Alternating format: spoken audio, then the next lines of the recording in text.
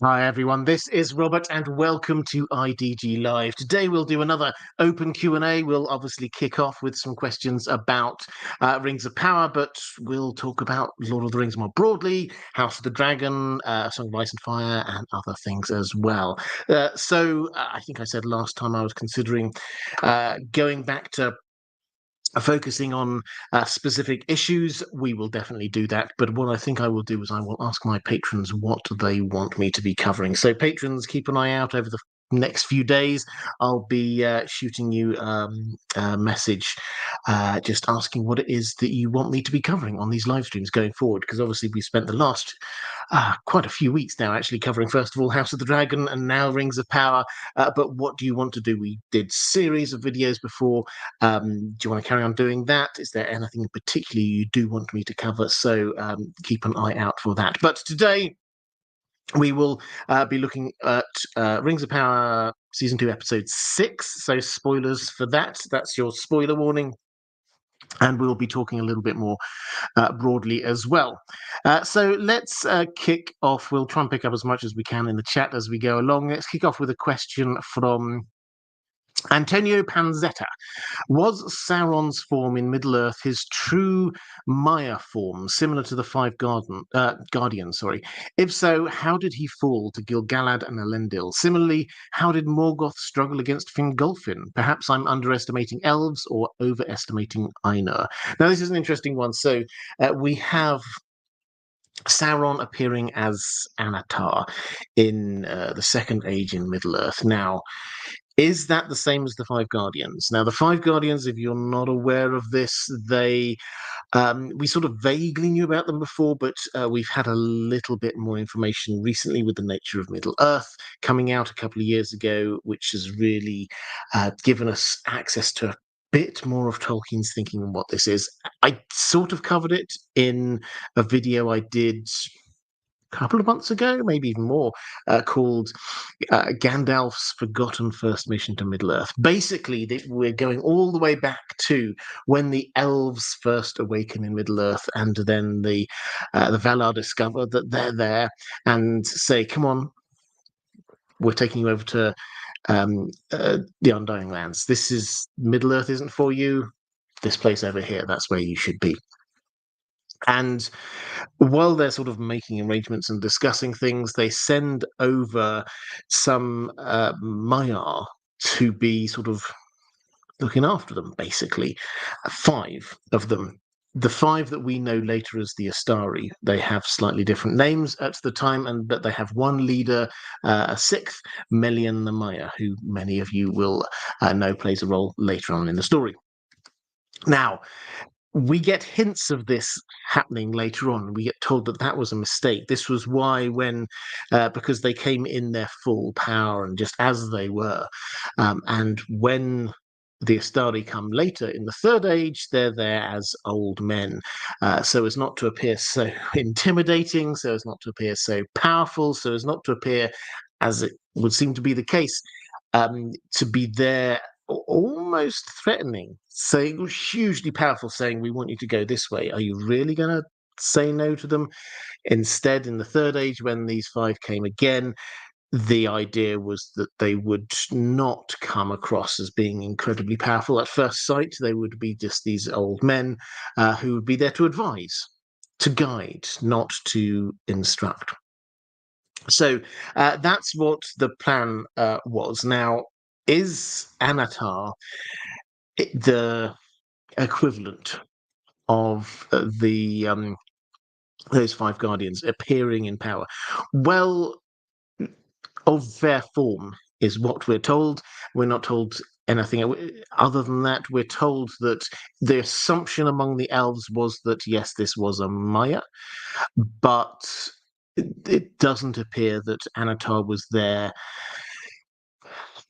showing huge amounts of power, like just in his mere physical appearance. So I think the answer to that first bit is probably no. But the bigger question is, how did Sauron, as powerful as he was, how did he fall to Gil-galad and Elendil? Technical point, he killed Gil-galad and Elendil. It was Isildur, obviously, with the broken sword cutting the ring from the finger. And the idea was very much not that he beat him by being stronger, mightier, or anything like that. It was just the moment was there, and he cut the ring from his finger, and that was all that was needed. The other thing you mentioned was Morgoth and Fingolfin, which was a fight that the two of them had where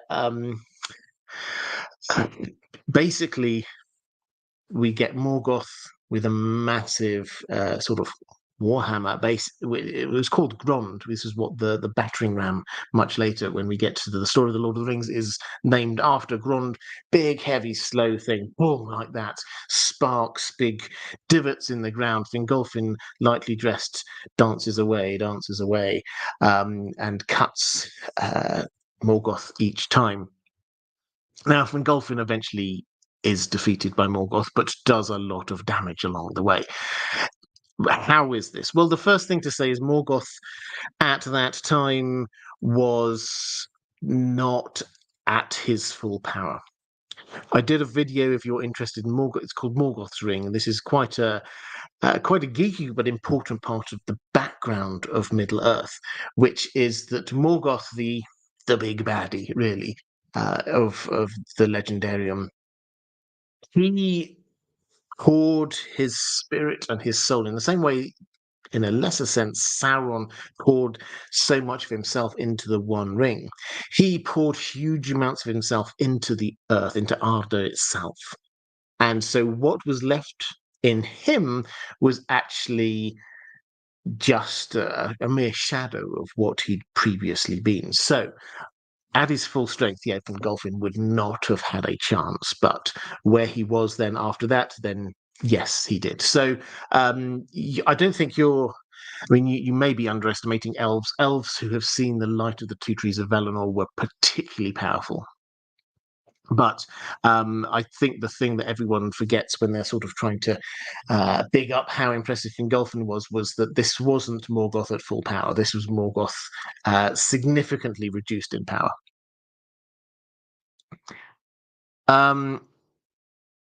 Maura Lee, hi there, Maura. Great to see you. I hugely appreciate your support. Just saying a show of love and support for all the great content, merch, and stories on the Well Told Tale.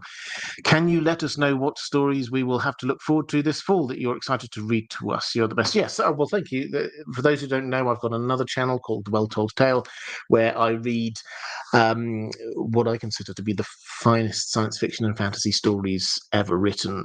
It's just an audio narration channel. That's all it is. But I love it. A bit of a passion project. What's coming up? Well, we finished 1984. We've had a couple of short stories. Did some Grimm's fairy tales. I think have just gone up. I've got a I would say obscure, ancient sort of 1920s sci-fi. It wasn't obscure at the time. It was really well known at the time. The Thing from Outside, which is a fantastic short story. And then after that, an H.G. Wells absolute classic, The First Men in the Moon, which really started.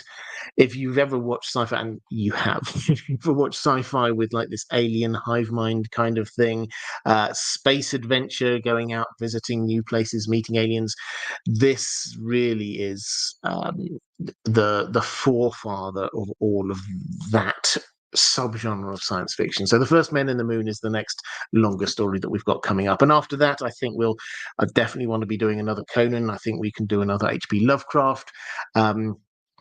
And then, I'll have to have a little think about what we've got going into the new year. But that's what's coming up, which I'm very excited about. And Maura Lee saying, in honor of my fellow mods, moderators, thank you so much. I always try and give you as much credit and love as I can. If you are here in the chat, then please show the mods a little bit of love because they absolutely deserve it. Let's go to Rassler, this is about Rings of Power. Do you feel the show is rushing Durin's corruption from the ring? It's all happening a little too fast, and also the way it's portrayed seems to be showing the ring corrupt Durin in a way it shouldn't be doing, from what we know. Yes, I think I would 100% agree with that. In terms of should it be corrupting him? Well, very slowly. Tolkien was very clear that the rings did not have the power over the dwarves that Sauron had hoped that they would, inasmuch as he didn't have control of them. Now, that probably they seem to be going down that route in the show, but in terms of their influence over the dwarves, it did make them greedier and it did make them delve deeper, which is happening, but this took place over a long period of time.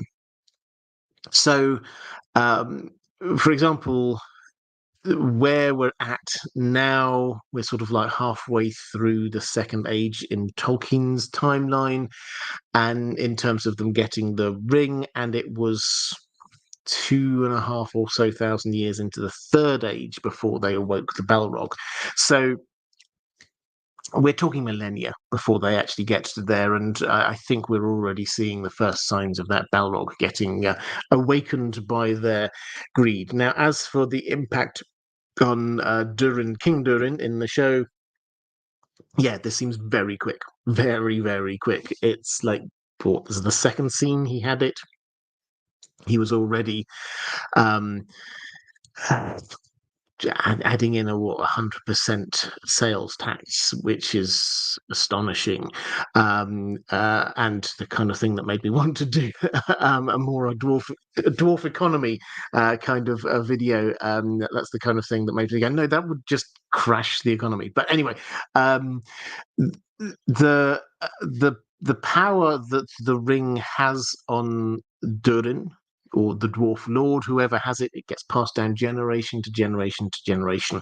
It should not hit that quick, as in what appears to be a matter of a few minutes or days, but it will definitely have an impact on each individual dwarf who has it. Martin S. Saying a short scale billion equals long scale milliard 10 to the power of 9. Short scale trillion equals long scale billion 10 to the power of 12. English speaking countries use short scale unless otherwise stated. UK had long scale before 1974. Yeah, in 1974, thank you. Yeah, in 1974 in the UK, we went metric in a lot of different ways. But if you've ever been to this country, you will know that there are myriad different ways that we clung on to our own idiosyncrasies. We still measure distances in miles, not kilometers. We still drink pints rather than half liters. We weigh ourselves in stones rather than kgs. So yes, there's a lot that has been changed, but the UK still clings on to quite a bit of the old measurements. And Martin S., actually, I've got a question from you here from Patreon saying, I think I asked recently in a super chat about Morgoth's Iron Crown and whether it in itself had any powers, aside from holding the Silmarils, looking at Tolkien's own canon, while comparing it to old RPGs where it did. I think you answered no, that there are no indications of it. In fact, I kind of agree, as I had never heard that the crown itself had any powers, which was why I asked. However, seeing the most recent episode of The Rings of Power, this one, it appears quite possible that they have gone down the same path as those RPGs, making Morgoth's crown have powers of its own. Unless Adar was just manipulating Galadriel. What is your take on that? Yes, so we get no inclination. The throne, the crown itself, Morgoth's crown, was magical in and of itself. We're told that it was jagged. We're told that it was made to have inset the 3 Silmarils, and I think we can probably sort of say that it was a pretty mighty thing, but in terms of having powers in and of itself, we're not told of any. And the fate of that in the Silmarillion, we're told, is that it was beat after Morgoth was defeated. It was beaten into a collar for him, and that's he was chained up, and that was his previous crown was turned into a collar for him. Now, the show have obviously gone down a different route with this. They did actually, I have to give them a little hat tip here. They, to their credit, when Adar brings out the crown and starts talking about it, and Galadriel just sort of says, "But I was told that," and the implication was that she was then going to go down and say, "But I was told that that was beaten into a collar for him," and which does take us into this idea that is the Silmarillion actually 100% true necessarily? This is definitely written by the elves. Is it a little bit of elf propaganda? Got a video on that coming out soon. But so they did a little nod to that. The idea, though, that this is somehow a magical weapon that has the power to kill Sauron, I don't know where they're going to go with this, but it felt to me a bit like Adar manipulating Galadriel rather than this is definitely the case. She, however, didn't bat an eyelid at this idea that it was magical.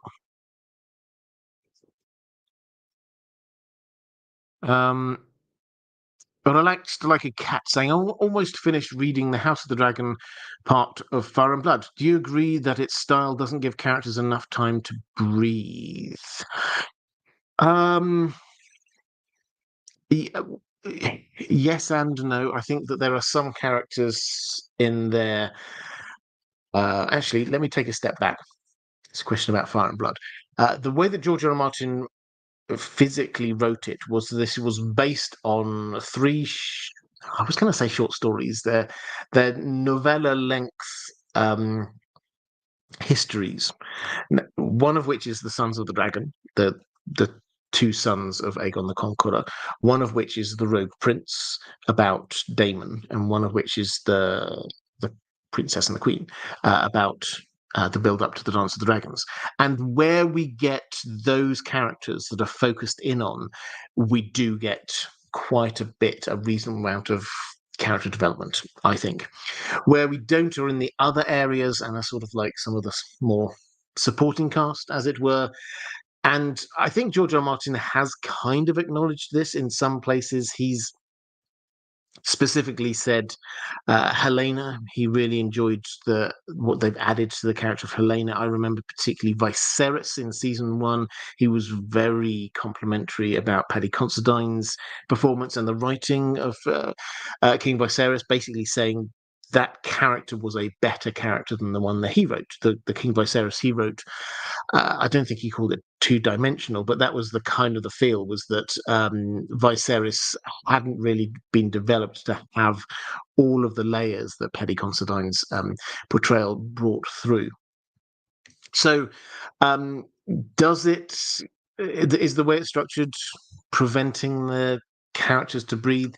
You have to say yes, in as much as this is a history book, and it is a history book covering 140 years of history or so in the space of 700 pages or something. A lot of characters there will not get the chance to have a full character study of them. So to a degree, yes. And if you compare it particularly to the other things that we've got, like Dunk and Egg or Song of Ice and Fire, those we can get to understand certain characters really well. A history book style, the way it's structured and the speed with which it has to move through time often does not allow huge amounts there.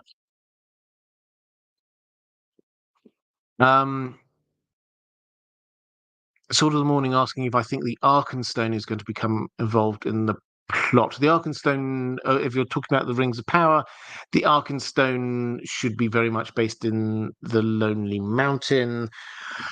I mean, I wouldn't put anything at this stage out of the equation, but one of the key points is that the Arkenstone is discovered when the dwarves are over there, and this becomes it's the heart of the mountain when they dig it up as they're mining in under the Lonely Mountain. They're at the Lonely Mountain because they've got kicked out from Khazad-dûm, and so. Whereas it would not surprise me if they take us shooting into the Third Age and they deal with the Balrog and everything, and the Third Age story of Khazad-dûm in this show, that would not surprise me in the slightest. I suspect it's a step too far to take them all the way over to the Lonely Mountain, but we'll see.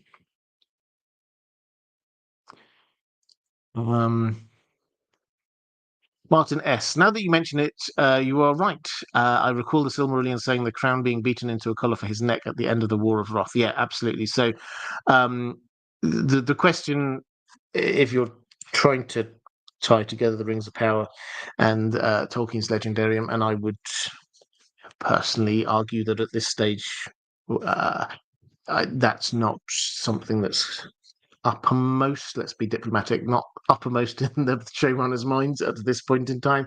But if you were to try and tie those two things together, then you either have to say that this is Adar manipulating Galadriel in some way, or they're being a bit meta and playing with that "but I was told" line from Galadriel to say, oh, well, this is what we read about in the Silmarillion is not necessarily true. They have played a little bit, incidentally.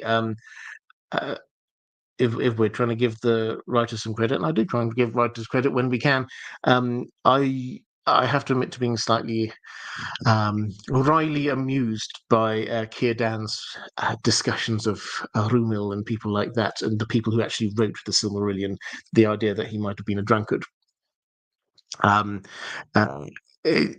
It did amuse me a little bit. It doesn't change anything, but does give us this little idea that maybe there are other angles going on here. That's like a cat saying, which tier of Patreon enables questions? At the moment, it's any tier. If you're a patron, you can submit questions. That's not a problem. I will be going through just advance notice. I no agenda on this at all, but I'm just very aware that it's been about 5 years since I've looked at the patron levels. So at some point over Christmas-ish time, I will have a look at the levels and try and work out, are there things I've been promising that I haven't been able to deliver? Are the levels right? That kind of stuff. But at the moment, don't worry about any of that. If you're a patron, you can ask questions, and they get priority on live streams. Let's go to Antonio Panzetta. I was watching your video about Gandalf's Forgotten Mission. That was one I mentioned just a moment ago. And it got me thinking about a theory. And I wanted to know what you think of it. With the show playing pretty fast and loose with canon, could the stranger be Gandalf, but not in the way we think? Could he be Gandalf the Blue? Perhaps he's been sent to replace the fallen blue wizard, Dark Wizard, in the same way that he replaces Saruman the White in the Third Age. Maybe he'll return to where he was or die. And since in the Third Age he doesn't remember anything before his mission, that's why he wouldn't remember any of this. Maybe he'll be named Gandalf in the show, and Círdan will also recognize him as Gandalf because of his experience in the Second Age, and that's why he's given the ring Narya. I thought it would be more interesting than him just being Gandalf the Grey in the Second Age. Well, yeah, I think I would agree. It would be more interesting. My instinct is that this is definitely Gandalf. They've now given us so many very heavy hints that if this isn't Gandalf, then it's a deliberate attempt to make us think that this is Gandalf. As for the Dark Wizard, I mean, he looks like Saruman. He sounds a bit like Saruman. I think that's my best guess. My feeling with the showrunners, the writers, is that they are not looking to try and do something which fits in specifically with the lore. What they're doing is they are looking to do something which they think A is cool and B picks up on Lord of the Rings things that people know. The amount of references to Peter Jackson's films is huge. The amount of times they do quotes from The Lord of the Rings, but different characters coming out with them. The amount of times that they take characters or peoples who probably shouldn't be there or where they are, and just drop them somewhere else because they would like them to be there, is getting quite long now. So that's my instinct, is that although what you say, yes, that would be really interesting and quite fun, I don't think that that's the thinking from the showrunners. Jez, thank you very much, saying, what do you think of the actors' performances in season 2? And now that he's had a season, what do you think of the actor switch for Adar? I miss my boy Benjen, not going to lie. Okay, well, the acting performances. Um, I think there are some very good ones. I will happily say that. I've said it almost every stream when I've been talking about this. Peter Mullen as Durin the Elder. Um, I think he's been excellent. I think for 1.5 seasons, he's been the best portrayal of a dwarf on camera that I think I have seen. I'm not 100% sold on his immediate uh, shift down into greediness, but I think he acts it incredibly well. I also think the other dwarves are great. For me, the acting highlight is there. I've started to really enjoy as well, and apologies for not knowing all of the actors' names or remembering all the names. Elendil, I think that he feels Elendil to me. Partly the deep, sonorous, reassuring voice that he has, but also the kind of feel, the Aragorn feel that he's got going on there, that works really quite well. I like that a lot. And in this season, I think the two Charlies, Vickers and Edwards, have also done fantastic work. So I would say the acting in season 2, a step up from season 1. This is one of the things I think has definitely been improvement on season 1. Not that those actors weren't doing great in season 1, but I think that overall there's been a sort of a step up, a notch up on that. As for Adar, yeah, I mean, I don't want to cast shade on any actor.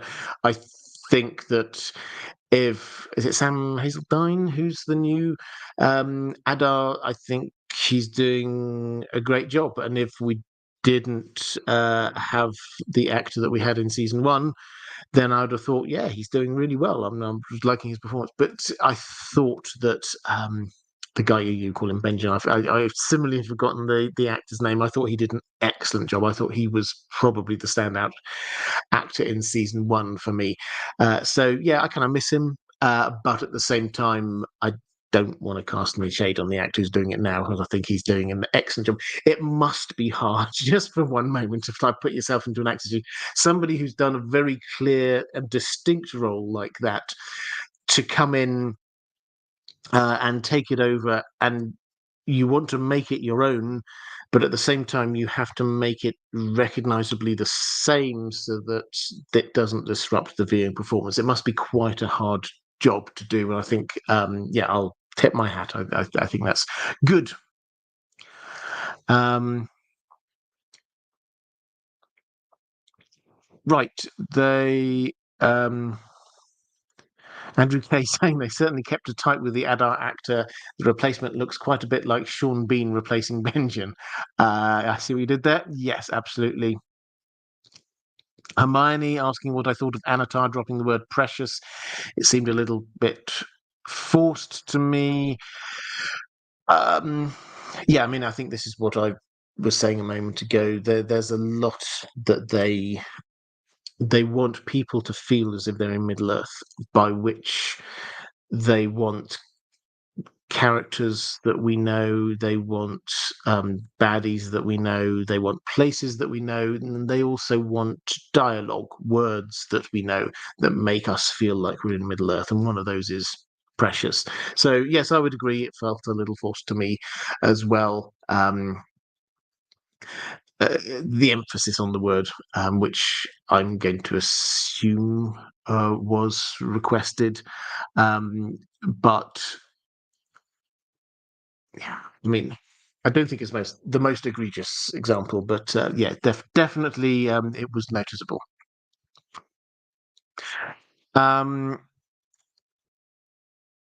Let's go to George R. Tolkien. Salutations, Robert. So Sauron, Anatar, and that Balrog in the fire. Do you have any idea what that's about?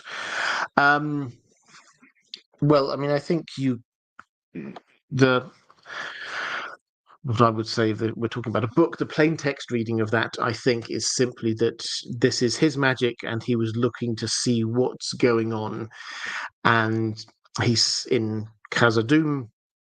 He saw there's a Balrog there, and he thought, actually, yep, that probably helps me out. This will keep the dwarves distracted. They're going to find the Balrog, and even if I don't have control of them through those rings, then I might get the ends that I want out of this. Anyway, so that I think is the sort of the straightforward thing.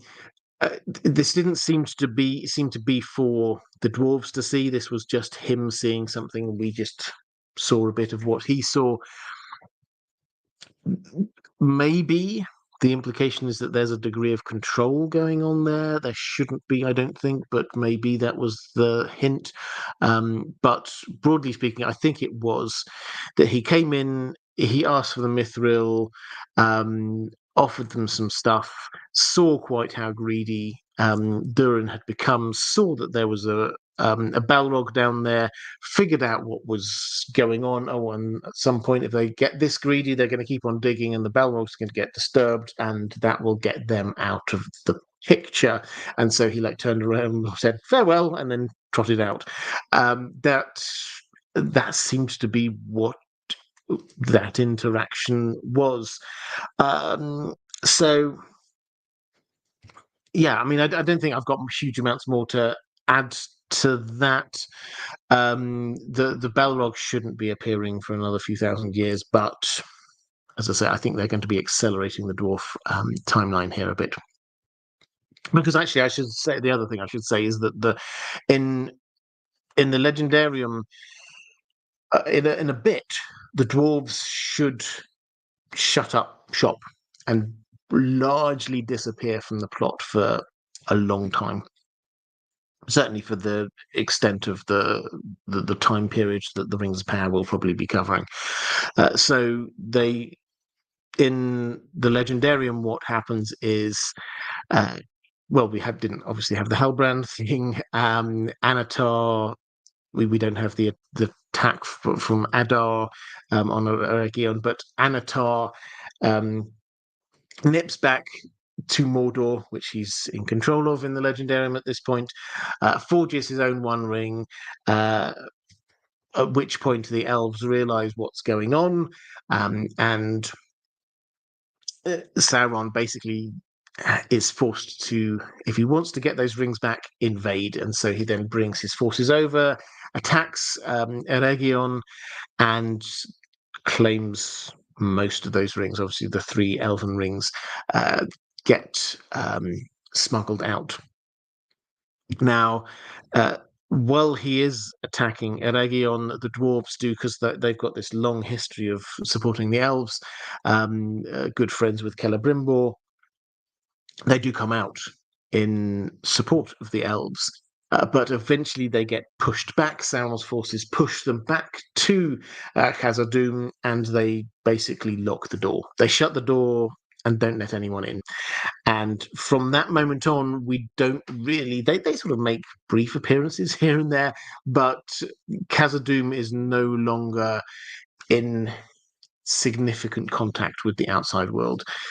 I suspect that the showrunners are very aware of the fact that the dwarves are one of the most popular part of the Rings of Power, and they have absolutely no intention of writing them out. So they will accelerate other bits of plot, and so the dwarves can stay in for all 5 scheduled seasons of the show. You also asked George R. R. Tolkien, why does Tom Bombadil care so much about the Dark Wizard and Sauron? I thought he doesn't get involved with such things. Well, yeah. As I said, when Tom Bombadil was introduced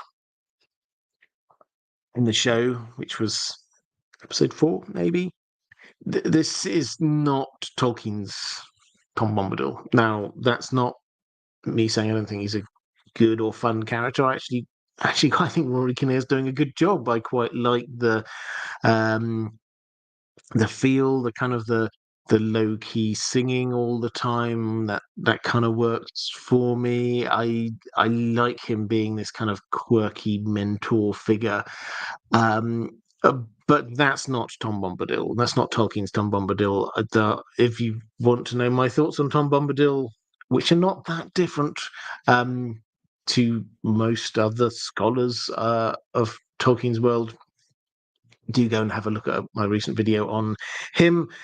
Um, Everybody's got a slightly different take, but everybody also agrees that one of the key points here is that he's not about proactively involving himself in the politics of the day.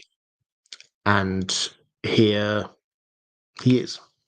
He is acting as a mentor. He's clearly thinking Dark Wizard is bad, Sauron is bad. We have to get people to oppose this, and he's doing it in a slightly whimsical way.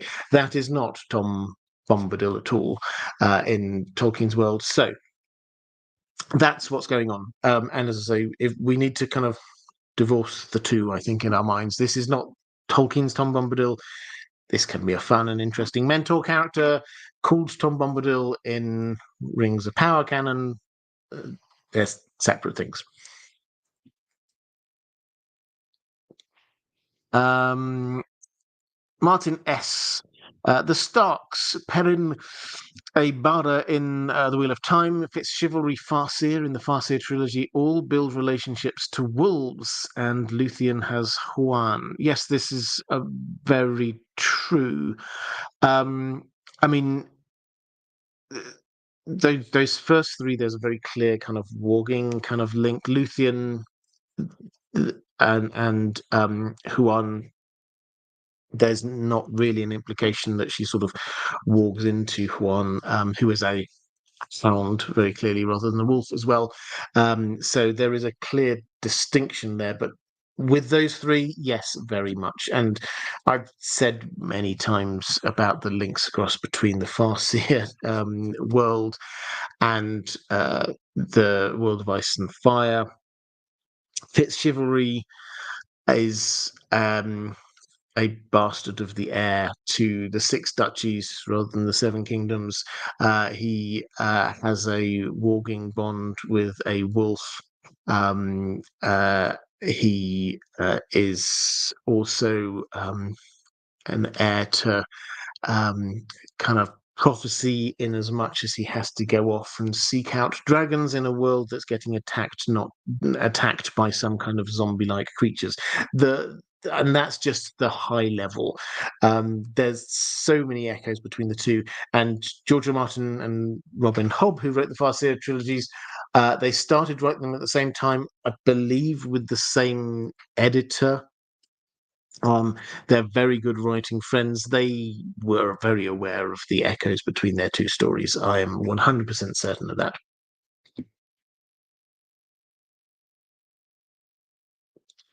A question from Chaos Ballerina. Hi there. Saying, if the elves were meant to reside in the Undying Lands, why have them awaken in Middle Earth, especially so far east? If I were an Aina, I'd assume that's where Eru wanted them to live, not try to force them to leave. I mean, it's an excellent question, and it's something that a lot of people have sort of debated for a while. They're sort of naturally, spiritually, they are obviously eternal creatures, and so they do belong in the Undying Lands. However, I do wonder, and I don't know if this is the case, but I do wonder whether Tolkien wanted them to have the choice. If they just um, awoken in the Undying Lands and then they'd have sort of stayed there and that was it, which would have been a pretty boring story to start with. But it got rid of the element of a choice. a choice to go there rather than to stay in Middle-earth. And that is at the heart of so much of what we, particularly with the Smiths of Eregion, this idea of they've made a choice to stay in Middle-earth rather than go over to the Undying Lands. And that drives a huge amount of the action. Martin S., what abilities does Rome's horse Naha have? Are Shanafax and the Miras descended from him? I don't know the answer to whether they're descended from him. Let me make this one of those ones every now and then I come back. In fact, I've got one from last week I'm going to answer this week, because sometimes if I don't have an answer, I'm not going to blank. I'm not just going to make it up on the spot. I will come back with a proper answer next week on that one. So thank you very much. And let's go across to Rustler. Good day, Robert. I hope you and Dan the dog are well. We are, thank you. While Balrogs are powerful, we are shown that individual elves are capable of defeating them. Whilst the elves in question are great and powerful heroes at the height of their power, this shows Balrogs can be defeated one-on-one, which raises the question, how was Durin's Bane able to defeat the entire dwarven might of Khazad-dûm? Surely the numbers game alone should have been too much for a single Balrog to handle. Yeah, this is it's a really good point, and it comes down to the fact that Tolkien changed his mind. Not in a like he thought one thing and then thought another. It shifted over time on a number of issues. We've got at least one of these other issues coming up later on in the stream. I've got a question about orcs, for example. But Balrogs are one of the classic examples. When you go to the Silmarillion, you can find examples of lots of Balrogs. And while they appear to be quite powerful, they also, I think at one point we're told of a legion of them. There are lots of them. These are not quite foot soldiers. They're not orcs. They're more powerful than that, but they're not a touch on the beings that we know in The Lord of the Rings. By the time Tolkien writes The Lord of the Rings, he has completely changed his mind on how powerful the Balrogs are, and therefore how many of them there are.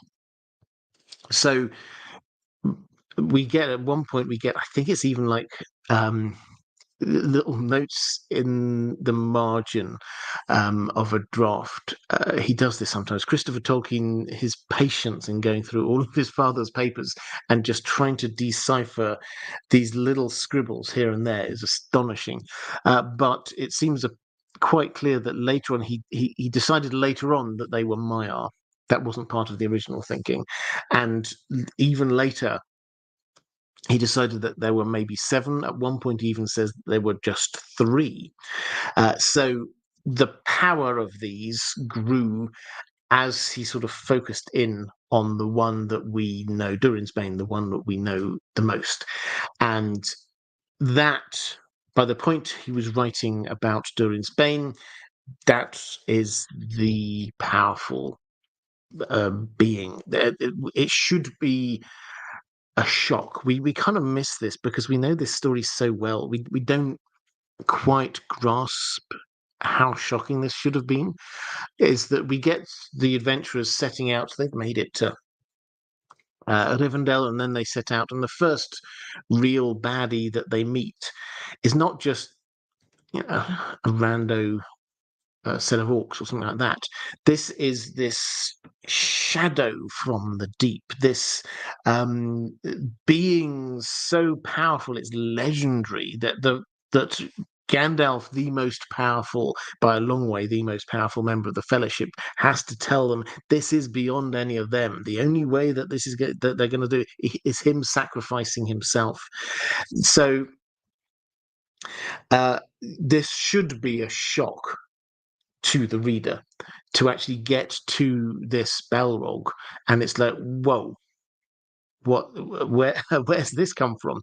And as the Fellowship are shocked, we should also be shocked. In fact, if you read that description when the Balrog appears, you get Legolas kind of cries out, Gimli is so shaken that he drops his axe.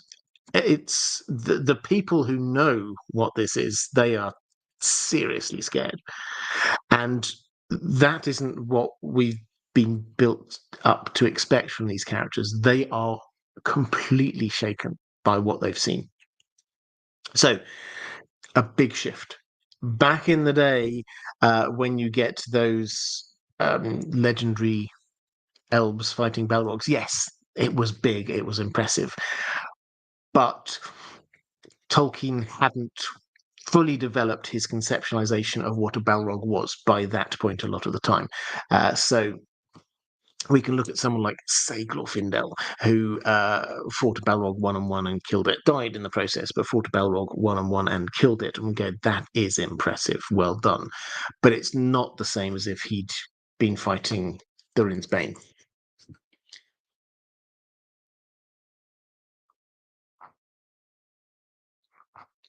Right, got a question from Martin S.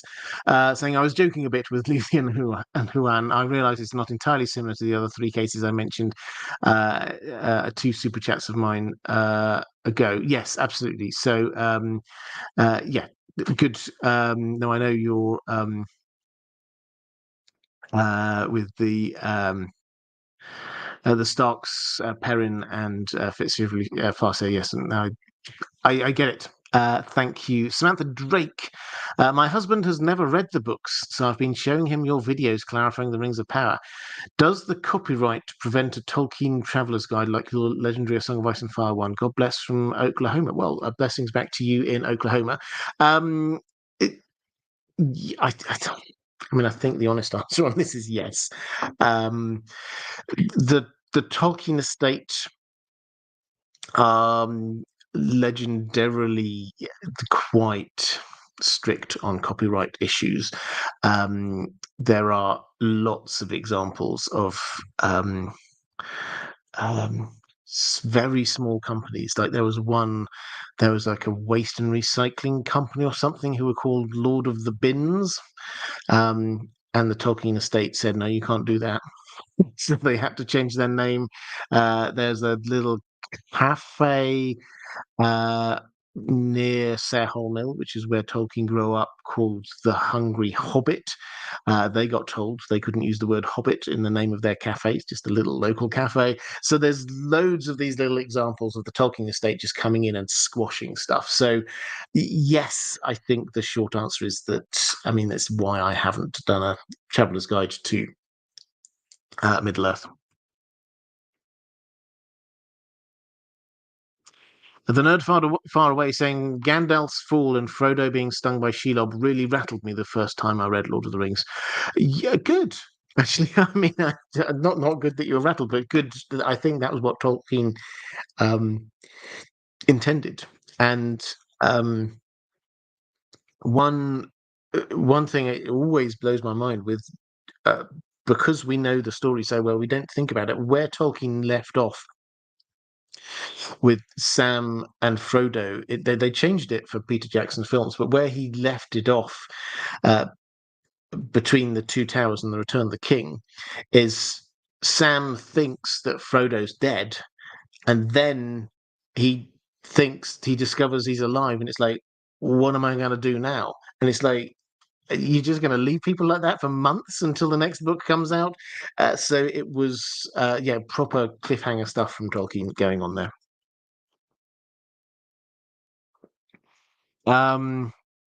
So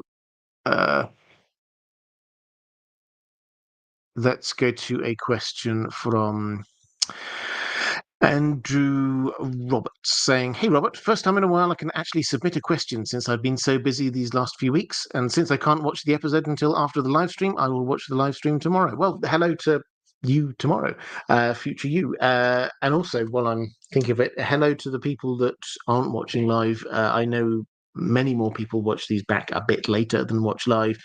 So hi, I see you, and fantastic that you're here. Also, if you're watching this on Twitter, hello. I'm answering questions here on YouTube, but it's fantastic to have you along as well. But Andrew Roberts saying, on the Rings of Power, I've been really enjoying these Celebrimbor Anatar scenes a lot, not least because it really brings out how much of Tolkien's Catholic theology came into his work. I really hope this episode will contain a lot of nuanced temptation and stroking egos like last episode. Here's the question. What other parts of the Rings of Power would you say are bringing in Tolkien's theology? Um, Theology was very important to Tolkien. He was a very devout Catholic, and whereas he uh, actively tried not to use the Lord of the Rings as an allegory, and succeeded in not making it an allegory, um, he accepted that there are some parts, for any creator, you can't divorce your creation from who you are. So there are parts of him which get reflected in his work, and so yes, one of these is that particularly because he was trying to create this mythology, which is our world in a different stage of imagination, means that he is um, he has to work in his mind. He felt he had to work this through his world theology, pardon me, as well as his made up world theology. So yes, the temptation and sort of stroking of egos is definitely that works with that. One thing that, and I think I've got another question on this a bit later, but I'll pick up on it now. One thing that I think that they did very well in season one, and they've kind of kept at it within season two, is one of the areas where Tolkien sort of he got himself tied in knots about himself, which was the nature of orcs and can orcs be redeemed? And it's one of the things I find fascinating is that if you actually look on Twitter or something, that even now that debate has happened again. People say, "Oh yes," and now we're trying to feel sorry for orcs, and say, actually, Tolkien grappled with these issues himself. If you read his letters, he really was trying to work through, are orcs inherently evil? Is there a way for orcs to be redeemed? What are they in terms of their spirit or soul? How does that operate? And one of the things that they've done a little bit in season two, but particularly they did in season one, was uh, play on this primarily through the character of Adar, where he is there acting as this father figure to them and trying to persuade anyone he can talk to, particularly Galadriel. He's had a couple of conversations, obviously, with her, to sort of say, no, we're not. Orcs aren't just this kind of irredeemable scum that they have to all just be killed. They may well have been corrupted. He himself, this is one of Tolkien's conceptualizations for orcs, is a corrupted elf. And so that seems to imply that if this is a corrupted elf, can that be uncorrupted? That's certainly something that I'm looking forward to them playing a little bit more with as an idea. But they did do that. They went through this and tried to give us these two different perspectives. Uh, and that season one conversation between Galadriel and Adar actually was that conversation basically that Tolkien had with himself about what is the nature of an orc. And so, yeah, if we're talking theology, he thought if something had a soul, then it can't just be damned. It can't be just inherently evil, but does it have a soul? So, and he went through these different conceptualizations of what, therefore, actually is an orc, and therefore, what are the more theological implications of that? Martin S., where would you build a ski resort in Fourth Age Middle Earth? I'm not that into skiing, just curious. I would go for the Northern Misty Mountains. Yeah, well, I'm not really into skiing myself, but uh, oh, it's an interesting one. I mean, the Misty Mountains are a pretty obvious one. I do maybe from the mountains heading off behind Minas Tirith, or how about a lonely mountain ski resort? I think that would work quite well, and you can then stop off afterwards for some pints of dwarven ale. Mike Hanna, hey Robert, just wanted to thank you and your community for being a positive outlet and escape on my journey to sobriety. Thank you all. Well, firstly and most importantly, your journey to sobriety is clearly hugely important. And if this community can be anything as a positive influence in that, then that's humbling and amazing. And all power to you. Well done. I know that that can be a hugely important and hard thing to do. So keep at it.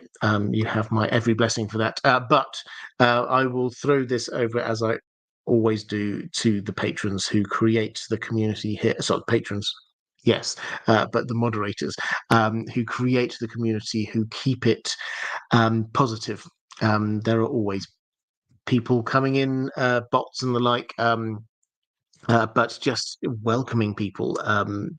Could you just show, if you're in the chat, show a little bit of love to the moderators, because they absolutely 100% deserve it. And Mike, yeah, keep going. Proud of you. And got a question from oh no, I think that's it from the chat for the moment. And Ranamir Mitra saying salutations to Robert and Dan the dog. Hope you're both well and enjoying Tom Bombadil. Tom Bombadil's take on Gandalf's line to Frodo and then turn it 180 degrees in context and put it back at the stranger. Yeah, for those who don't know what that's about, there was a line.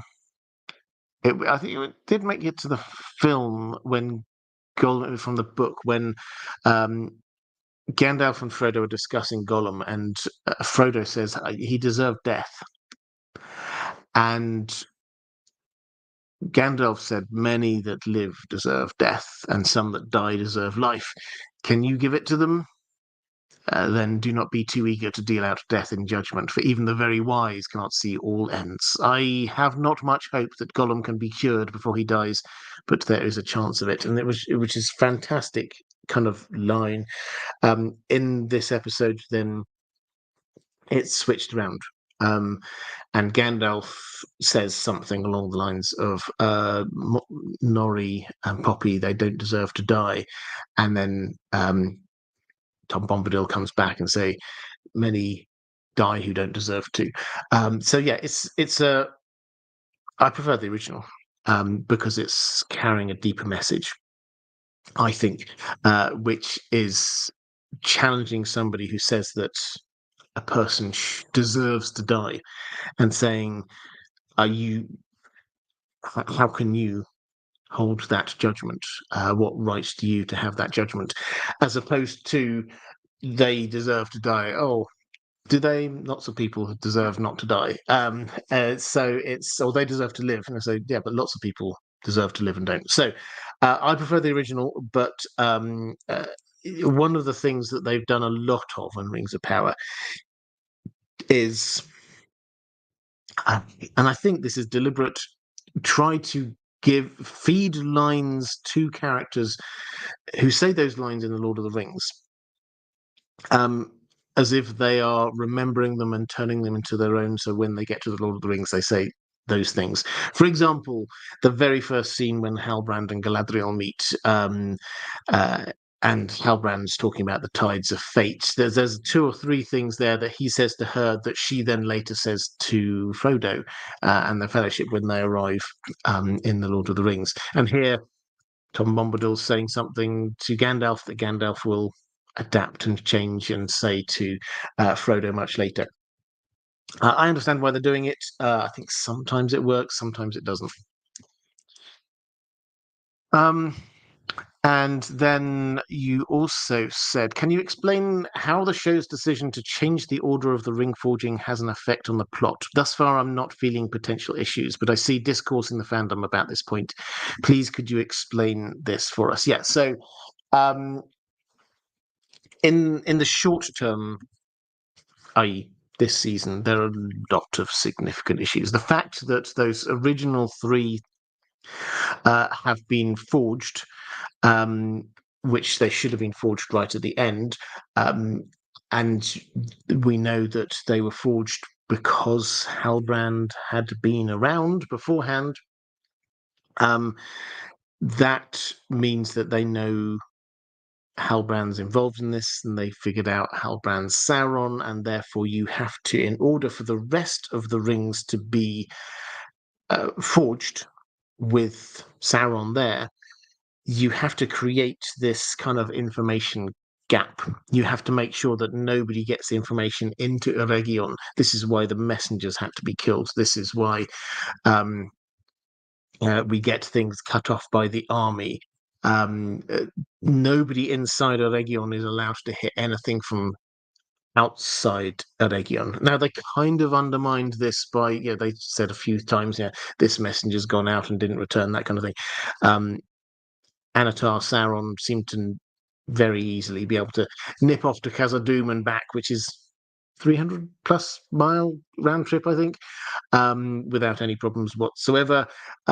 So yeah, they kind of played around with it, but it has created this issue that you have to therefore have reasons how people inside do not know what's going on outside. So then you get this issue of if you're forging them in a different order, you then everybody knows that these are potentially bad and wrong and evil, because they can see it, and they've been distributed already, and you can see what's going on with the dwarves and so on, which means that we then got the issue of, well, what happens when the One Ring gets forged? That should no longer be a surprise. Okay, so this is all about control. So you've got to work a lot around, and this is a lot of the plot of season 2 has been, how do we work around those changes we've already made? How do we make that work with a plot line that holds together in and of itself? I think, broadly speaking, they've done it. One thing I've felt worked a lot better is that the plot as a whole has been a lot more integrated. If you forget the Stranger plot, which is still 1.5 seasons in, nearly 2 seasons, still has had no interaction with the rest of the plot. Numenor this season has had pretty much no interaction with the rest of the plot, but with the elves, with the dwarves, with Eregion, with Adar, with all of that, that has all tied together a lot better this season. So well done to them on that. In the longer term, probably doesn't make huge amounts. And once we've got all the rings out there and distributed exactly which order they were forged in, probably doesn't make huge amounts of difference, other than butterfly effects, which will flow from decisions they make in order to combat those short-term issues. By which I mean, for example, in the Legendarium, Sauron distributes the 7 rings of power to the dwarves. Here, what seems to be what's going to happen is that those are going to get distributed by the dwarves of Khazad-dûm, which creates a completely different idea, because this is no longer these things that Sauron has given them. These are things that the dwarves of Khazad-dûm have given, knowing what impact that's going to have, which changes the dynamics across the entirety of the dwarf world if they distribute them. So we'll have to wait and see. Those kind of butterfly effects, we'll have to wait to see how they handle all of that. So there are a lot, and we don't yet know what all of the impacts will be. Hermione asking whether I think Celeborn and Celebrian will show up in the Rings of Power eventually. How do you think they'll fit in with the story? Well, the showrunners have said that Celeborn will. Celebrian, my instinct is probably not. Um, so Celebrian, for those who don't know, Celebrian is Galadriel's daughter with Celeborn, her husband. Here in the show, they've basically written Celeborn out. There was a scene or so in season 1 when she basically said she thinks he's dead, which for an elf is not dead. He's still there. Elves, they mate for life. Basically, you have one husband, wife, and that is it. So when she says he's dead, what she thinks is that he's gone to the halls of Mandos, and maybe he's now come back to Valinor. So that could be who she would see when she goes back there. But they've kind of written him out of this in some way. I suspect that probably season 3 he will reappear. Celebrian is their daughter, who should be born in this age. My instinct is that probably, if they are wanting Galadriel to be this go-getting hero running around across all of Middle-earth, that will be a lot harder if she's having to look after a small child. So my instinct is probably they're heading towards they want Galadriel to be something akin to the Galadriel that we know by the end of the show. And I think that her being there with her husband, and maybe she's pregnant or has just got a newborn child and can relax and chill out in Lothlorien, I think that is where they will take her character arc. Yeah, that's my instinct is we'll see Celeborn, not Celebrian. I think there was was there one more question? Oh, Jez saying, since it's open Q&A, did you enjoy the 7-0 GGMU? Yes, open Q&A on things that I cover on this channel. But yes, I did very much. It was only Barnsley. But a 7-0 is a 7-0, and it's good to see the team actually working as a team, which has not always been the case, it has to be said. Commander Ray saying, mum and daughter hunting orcs and slaying trolls. Yeah, I mean, I'd be very happy with that. I suspect we're not going to see that. Let's go to Commander Ray saying, hello, Robert and Dan. My thoughts on episode 6 is that it was mostly good, though I wish they didn't go this road with the stranger. I mean, with the stranger, I'll just use this. You made a few comments. I'll just sort of react very, very briefly to a few of these.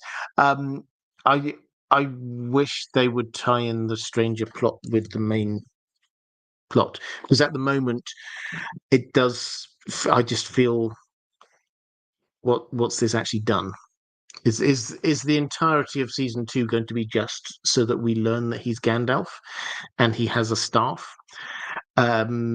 Because we kind of figured that he was Gandalf already, and if that's it, then it doesn't feel as if much has progressed. So yeah, I don't know. I'm not that excited by the Stranger storyline at the moment. Sauron is a master manipulator, that he went from unwanted to managing the city, foreshadowing a different kingdom. Yeah, absolutely. That, I think, is what they will say happens in Mordor. He will return to Mordor triumphantly with his army. Speaking of which, I'm still not sure it's doing much out in Numenor. Very slow burn, especially with Elendil being so honourable. Yeah, I mean, I'm sure I have many thoughts about the Numenor plot, but again, that's been kind of cut off from the rest of it this season. I've liked the fact that they have clearly tried to give the extra layer that is there in the Legendarium about this isn't just elves coming over here taking our jobs. This is about life and what is our role, and why do the elves get eternal life and not us? How is this fair? That kind of slightly deeper thinking, they have started to name check. Do you think they'll reveal that Sauron has already made his One Ring and just isn't wearing it yet? I say that with how desperate he is to have all the rings made and drawing an army he hopes to dominate makes it seem as if he's waiting to reveal the ring. Yeah, it's a nice idea. I do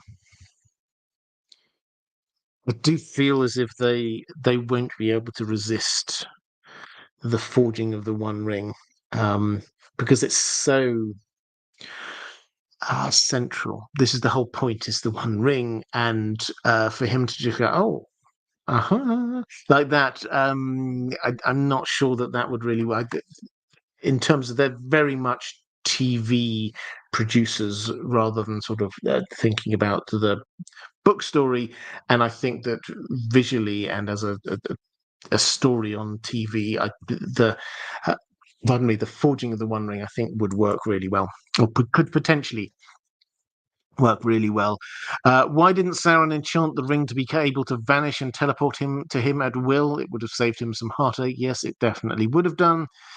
Can you speak on the secret fire and how it works in relation to the peoples of Middle-earth? Because the show basically made it the Force, especially with the near-identical Empire Strikes Back scene of the stranger seeing his friends in danger and his teacher telling him evil will win if he runs off to save them. Yeah, so what you've said has sort of mixed with my general thought that I've said this isn't Tolkien's Tom Bombadil. This does seem to be Middle Earth Yoda. That seems to be what they're doing here with the Tom Bombadil character, and yeah, him saying you have to go off and find your powerful staff. If you go and rescue your friends, then you'll never do that. Um, yeah, it did have kind of echoes of the Empire Strikes Back thing with Yoda and Luke, and I think the answer is you have to go and help your friends, isn't it? So that's and certainly that's what Gandalf would do. So I expect him to be doing that. The secret fire is this is the creative spark, creative force at the center of the universe. This comes from Eru himself. This is what makes everything. It is, and Tolkien he did say this apparently a few different times. I don't think it's in any of his letters, but we've got respectable people saying, well, he said this to me, that it is effectively the Holy Spirit. Again, bringing the Christian theology idea in there. So this is Tom Bombadil, Rings of Power, Tom Bombadil talking about, why on earth are you trying to get the secret fire to work for you? Actually, you should be seeking to work for it. That is entirely in line with sort of the understanding that we have of what the secret fire is. Aussie Greg, thank you very much for the super chat saying, hi Robert, big fan of IDG and The Well Told Tale. I woke from a dream. In it, an old black bear recalled the children talking to the bones of the dead. Off in the marshes, a reed howled the proclamations of two dead men. Wow. I like it. Good. Commander Ray saying, I definitely think we will see the One Ring forged, but will it be a flashback? Yeah, actually, that's a good point. We could go that way. I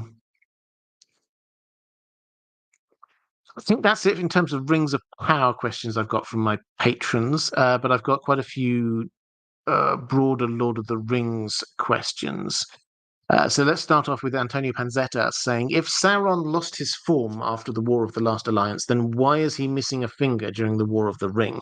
Which, when Gollum described him, Gollum was tortured by Sauron, he describes him as having four fingers.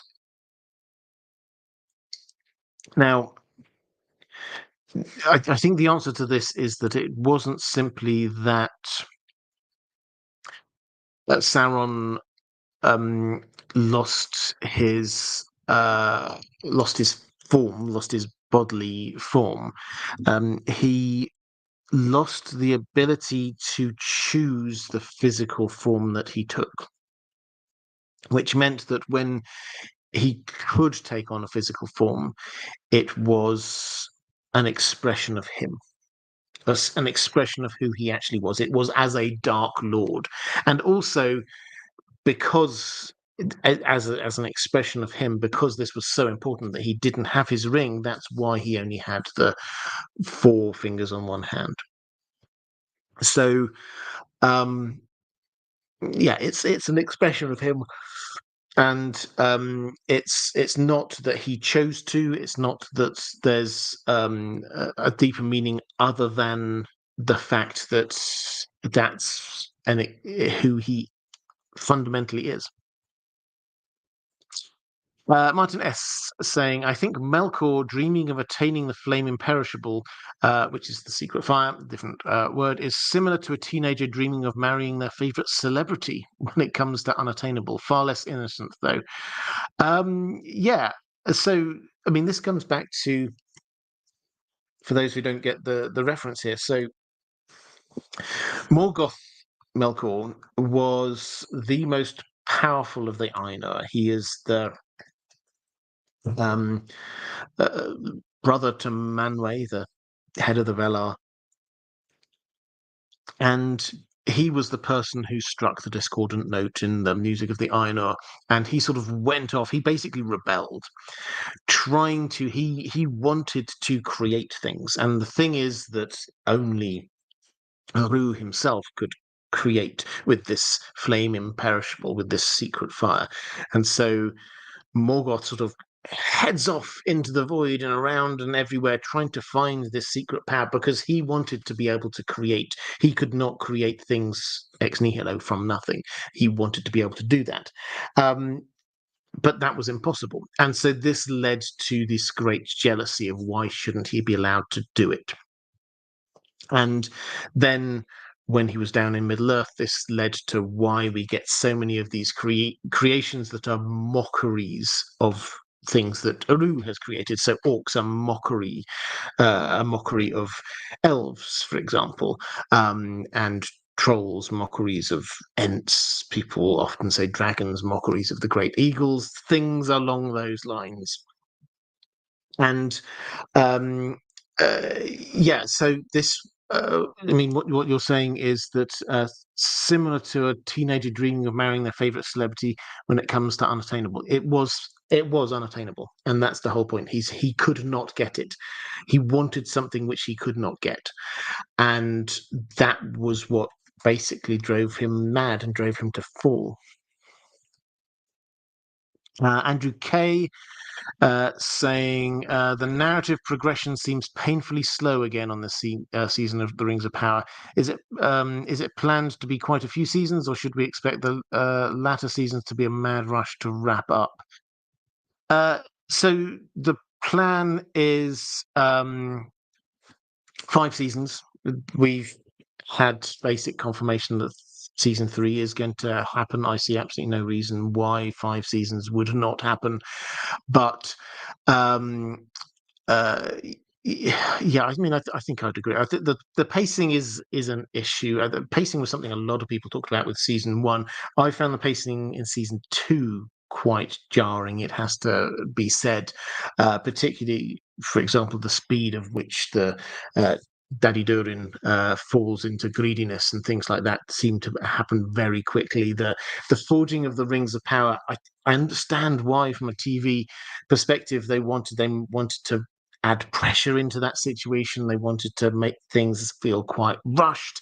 I get all of that, but we mustn't forget, for Tolkien, this was 300 years, that the forging of the Rings of Power. This was a long, slow burn, and similarly with the Numenorians, all of this comes from that original decision about time compression that I've talked about quite a few times. You squash 2,500 years of history into what will, I imagine, be 2 or 3 years of history on the Rings of Power, then some things will feel quite rushed. Will they? But what you're saying is it feels a bit slow. I mean, I think that some storylines, for me, some storylines feel slow, in as much as I don't know exactly where they're going all the time. Like with the Stranger, that feels as if where is it even going? We're going to spend 2 seasons just to find out this is Gandalf? Is that where we're at? Similarly with Numenor, that has at times. Um, I do feel as if I now understand the dynamic between Elendil and Miriel, and I don't think I need to be shown again that he is faithful and that he's always going to be standing up for her right to be queen. I understand that point. I think we can move on. But is the end of it going to be rushed? I mean, I guess we have to wait and see. The Broadly speaking, what I've always imagined they're going to be doing is that I thought this was going to be the Forging of the Rings of Power, which it broadly is. I think next time is going to be roughly the distribution of the Rings of Power. Season 4 roughly is going to be the fall of Numenor, and then season 5, they'll sort of round off with the build up to the last alliance of elves and men. So that roughly is where I see it go. They're roughly on track with that still. Uh, It may well feel rushed, but that's because of the creative decisions they made at the beginning of the process rather than the end. No, the rings. Hi there, Matt. Great to see you. Saying, did Robert weigh in on Tom Bombadil using Gandalf's line in the new episode yet? I've had some very spirited debate about this one in the last 12 hours. Yeah, I did. Actually, you just missed it. It was about 5 minutes or 10 minutes ago, something like that. Um, yeah, I mean, as I suspect that I've not added huge amounts extra that you've not already said. I personally, I didn't particularly like it. It was switching it around from who are you to judge who should die rather than uh, saying, but yeah, these people might die, but hey, lots of people die. It made it feel a little bit more callous. To me, that's just my take. So I didn't particularly like it. Um, Mike Hanna saying, along the Christianity parallels, Eru Iluvatar is the Father, the sacred fire is the Holy Spirit. Who best fits the role of the Son? Um, well, Tolkien did sort of write about this in some of his letters. Basically, this is prehistory. Um, in a different stage of imagination. So the Son, in his mind, would appear later. Pardon me. So we don't have there's no Jesus figure. There are what we might call Jesus foreshadowings and echoes and things like that. A lot of people see the Gandalf the White as being sort of foreshadowing, echoing of that. But from Tolkien's perspective, no, the Son would appear in later ages. I did a video ages ago, sort of setting out what he, in passing, mentioned even up to the 7th age, he talked about. So we've got plenty more ages to get through after the 4th age. I think that's me caught up in the chat. No, oh no, the ring's just saying I'll have to rewind and check it out. I'm in agreement with you. For me, it really hit the middle of the Venn diagram of nostalgia grab. Yeah, my general feel is that they love not just putting lines in that they think that nerds like us will recognize, but also I think implicitly trying to say this is where that character got that thought process from, so why they said it in the Lord of the Rings. I think if you do that once, it's quite fun and clever. If you do that lots of times, then it becomes less so. Let's put it that way. I think if you're suggesting that lots of different characters say things later on because they heard somebody else say them here, that kind of takes away a little bit of their own inventiveness. Right, let's go to Sarah A saying, "Good day, Robert. Good day to you. Your video about what if Treebeard got to the ring mentioned he would be more resistant. Everyone but elves, humans, and Maya seem to be a bit resistant. Do you think those three races were most easily seduced by the ring because Sauron knew them, or do those races have an innate desire for power?" Oh, interesting question. Yeah, so that was a little bit of speculation. I said I didn't know, but I thought perhaps that Ents would have a little bit more resistance in the way that dwarves do. The thinking, which I didn't go into in that video, but I'm very happy to hear, is that when you're talking about what Sauron knows, we have to remember Sauron, one of the Maiar, he was one of the Ainur, he was there at the very beginning with the song of creation, basically. So he has seen, although the details of this were a mystery even then, he saw the children of Iluvatar were part of this song of creation. The children of Iluvatar being the elves and men, elves and humans. So he knew that the Ainur, the Maiar who went down into Middle Earth, they were waiting for these. Dwarves were made in secret. Outside of that, now the sort of the links between this and whether they did therefore appear in the music of the Ainur, you can go into quite a deep dive there. But it seems apparent that nobody outside of probably Eru, possibly one or two of the others, had any idea that the dwarves would happen. So uh, when they got created by Aula and then life effectively breathed into them by Eru himself, this was creating a type of being which is, yes, a new creation in the same kind of line as elves and humans, but they are different. And they were outside of the understanding of those people who were singing the Song of the Ainur. Ents are the same. Ents are there because Aula created dwarves, and then Yavanna went, hang on a moment, there's now a lot of people who might want to chop down trees. Can we not have some way of defending the trees? That's where the Ents came from. So again, they weren't in part of the original plan. It's clear Yavanna did not think that something like Ents were there in the music of the Ainur. So Sauron will not have known through the music. He didn't understand the beat of the heart of dwarves and Ents in the same way that he did with humans and elves, because they were not part of the music for the Ainur. So when I say they're a bit more resistant, there were, or I suspect that they might have been a bit more resistant. There are two levels. That's the first level, which is that, yes, Sauron, in creating these rings, he was making them for elves, but he wasn't specifically thinking about dwarves and Ents and didn't really understand dwarves and Ents. And the sort of the next kind of stage is, do they have a kind of a natural resistance? Yes, I think so. In as much as humans, we're often told, humans are power hungry in Tolkien's world, and not all humans are, but a lot are.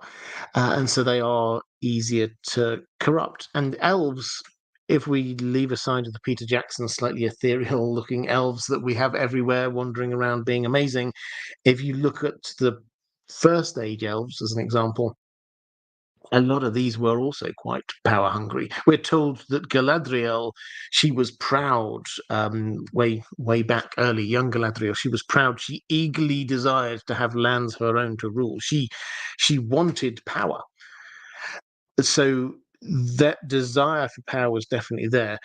Dwarves, it seems like this desire for power is different. There's the desire for shiny things and riches and crafting great items. But beyond what they consider their lands, you never find dwarves going out and saying, right, I am now going to go and invade the patch of land next to my mountain and subjugate the people there. That's not a thought in dwarves' minds. Similarly, with the Ents, Treebeard, he hated capturing any live creature. That was just absolute anathema to him. So, and he just loved freedom, which is against this kind of power. Right? He doesn't want to have control over anyone. He fundamentally believes that everybody should be free. So there is an innate, different mode of thinking, which means that the natural bent of the ring to be getting people to be power hungry is simply not there. It's or if it is there to a degree, but it's down a notch from humans and elves.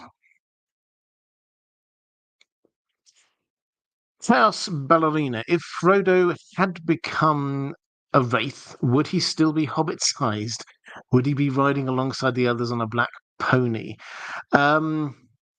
Yeah, well, I think the answer is yes. I mean, this is one of those things that makes me want to do a deep dive on this, but it seems clear from what we know of the Nazgul is that yes, they were wraith-like, but they retained an ethereal human shape, if that kind of makes sense. So when you get the Witch King, he had a crown on. We saw this in um, the Battle of the Pelennor Fields. He had a crown on, which seemed to be just like hovering in midair. So he was there in kind of human shape, but you couldn't see him. He was wraith-like.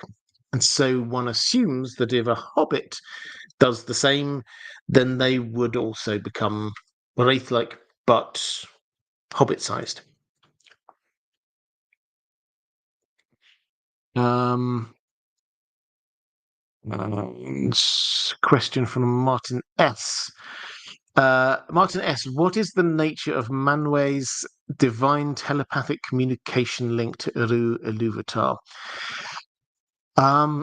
Interesting question. So Manwë is the Lord of the Valar. Now, I think I would say that the language here is not quite right. It's that he knew the mind of Eru, um, or the breadth of the mind of Eru in a way that the other Valar didn't. So, uh, it's not a perfect analogy by any stretch of the imagination, but this is certainly one of the echoes that Tolkien wants us to be thinking about. If you think of the Valar as being like a pantheon of gods, like the Greek gods or the Norse gods or something like that, and they've all got their thing that they've got power over. That's the kind of idea that we've got going on with the Valar. So you have uh, the Mandos, he's in charge of the dead. We've got Yavanna, she's in charge of nature. We've got Aula, he's in charge of crafting stuff. Everybody's got their speciality, and their speciality is not just they happen to be good at that. This is the bit of Eru's Ilúvatar's mind existence that they have the insight into. And with Manwë, it's not that he's got a thing, it's that he's got the insight into the breadth of it.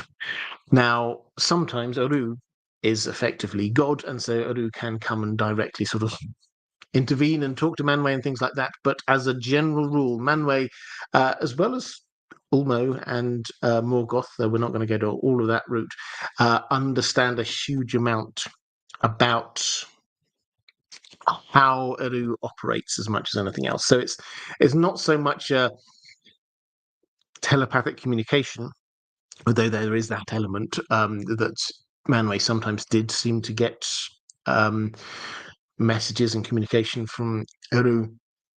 It's more that he understood him.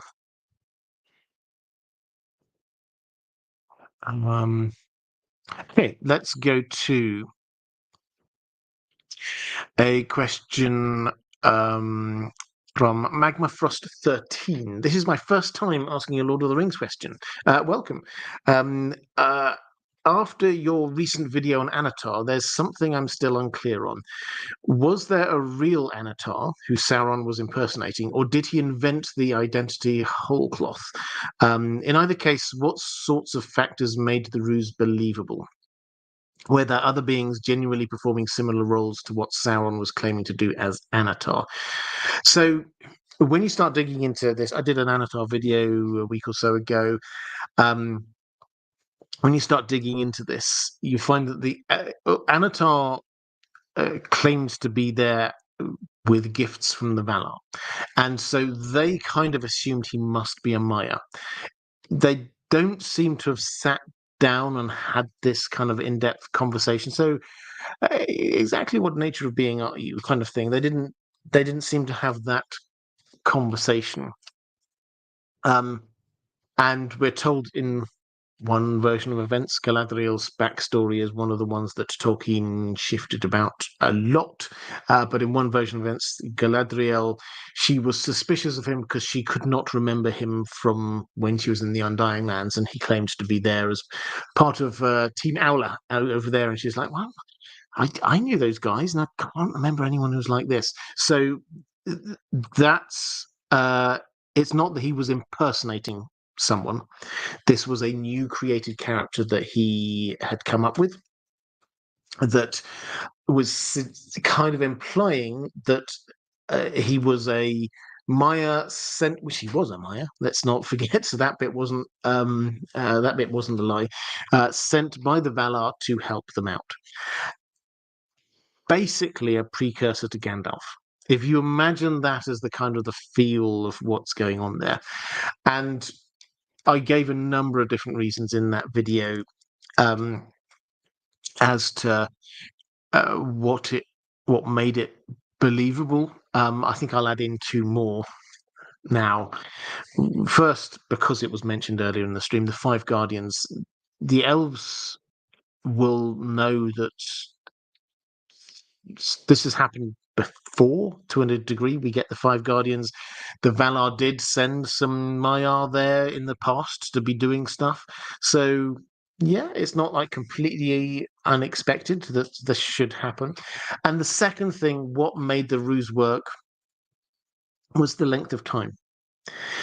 In the Rings of Power, but they've understandably they want to make exciting TV. They've squashed everything down. All of the Anatar persuading people of who he is and getting on the right side of people and getting Celebrimbor to be forging things, all of that squashed in quite tight.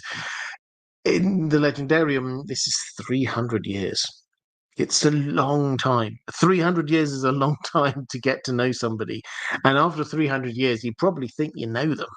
You probably think, and Anatar kept up this ruse for all that time. And that is probably the thing which was the strongest convincer, was that he wasn't just popping in saying, here's a gift, I'm going away now, which might make people a bit suspicious. It was, hey, I've got some knowledge, I would like to work alongside you, I'll buy a nice little house here in your city, and invite me along to some of your talks, and then we'll get discussing, and then maybe we can do a little bit of forging stuff. It was like a long period of time just getting to know, let's go out for drinks. Yeah, whatever. This is the idea is that this was a long time, at the end of which, why would they suspect him? He's been there longer than quite a few of the other people have been there. So he's just a part of the furniture. Right. Question from my Karkarsnak talking about toxic butterflies, which was was it 2 weeks ago, when it felt like that was the only thing we were talking about in both sides of the house, both the Song of Ice and Fire and over here on Rings of Power. Aussie Greg, sorry, my last message was too cryptic. It was a little bit, yes. But thank you for going easy on me. Jorah Mormont said he recalled the children of the forest could talk to the bones of the dead. Howland Reed hopefully has Ned's bones and Rob's will. Love your work. Thank you very much. Oh, that's a good point. this is one of those things that can they talk to the bones of the dead? As much as we talk about things like the Silmarillion, is this just propaganda? Should we believe everything that's in there? George R. R. Martin has taken this to the next level. Just because one person says something doesn't necessarily mean it's true. What that could mean is that just an echo or trying to understand of how the children of the forest could possibly know things that happened in the past. We know how they could possibly know things that happened in the past by going through the Weirwood network. So if they wish to find out the past about what happened with Ned, then I don't think they need his bones there specifically in order to be doing that. Maybe they will. I don't know. George R. R. Martin loves this kind of like slightly macabre kind of storytelling, but they can just go through the Weirwood network and find out what's going on there. But yes, Howland Reed has probably got Ned's bones. I did a couple of videos on this a long time ago. Ned's bones and Rob's will in the neck, which means that people will know that Rob has legitimized Jon Snow, and Jon is there, therefore the new King of the North. As of that moment, that's what they think. And Ned Stark's bones need to go back up to Winterfell to join the bones of his ancestors. And question from Mike Hanna. Is Eru's plan set out step by step? Was it inevitable that Frodo has the ring and takes Sam and they had no chance of failure? Or was it possible they fail and Eru will gain victory another way? Ramble. Well, this is predeterminism versus free will, which is one of the eternal Christian theological debates, and Tolkien was very, very aware of it. He did err a little bit more towards the predeterministic perspective, in as much as you get that lovely little speech from Gandalf to Frodo when he's saying, Bilbo was meant to find the ring, and he was therefore meant to pass it on to you. And I find that a comforting thought. This Gandalf seems very much of the view that some things are meant to happen. Things are being guided from on high. He seems personally to be part of an intervention from Eru to bring him back. That was, as far as we can tell, that was Eru himself coming in and stepping in and saying, "No, Gandalf, I know you just died, but you're going back, and I'm going to give you a nice shiny new white robe." So his overarching feeling is that was what's supposed to happen. Does that mean that took away Frodo's free choice? I think Tolkien would probably argue that it didn't, but it's one of those. As I say, this is an endless debate within Christian theological circles, but it's one of those kind of contradictions that have to be held into tension.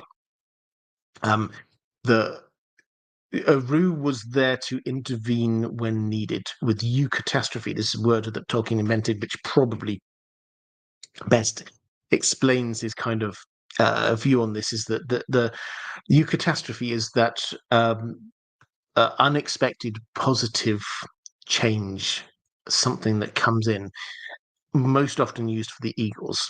The eagles arrive at just the right moment. The eagles are the messengers of Manwë. They arrive at just the right moment. Eucatastrophe. And that's the kind of feel, is that there will be an intervention because this is going to happen.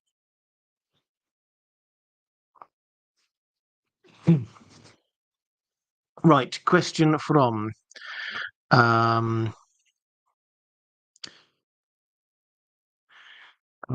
Lady Vaughan Strauss, saying a Tolkien question. Hello, Robert. Hi there.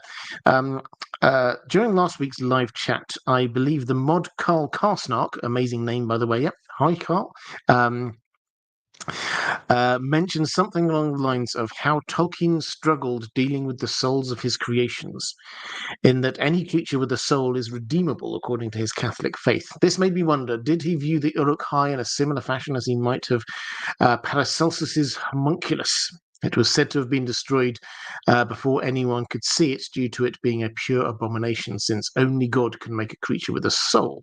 Spoiler, it never really existed. With this view, could the Uruk-hai also maybe considered soulless abominations, hence unredeemable and killable without interference from Catholic guilt? Um, so I'm.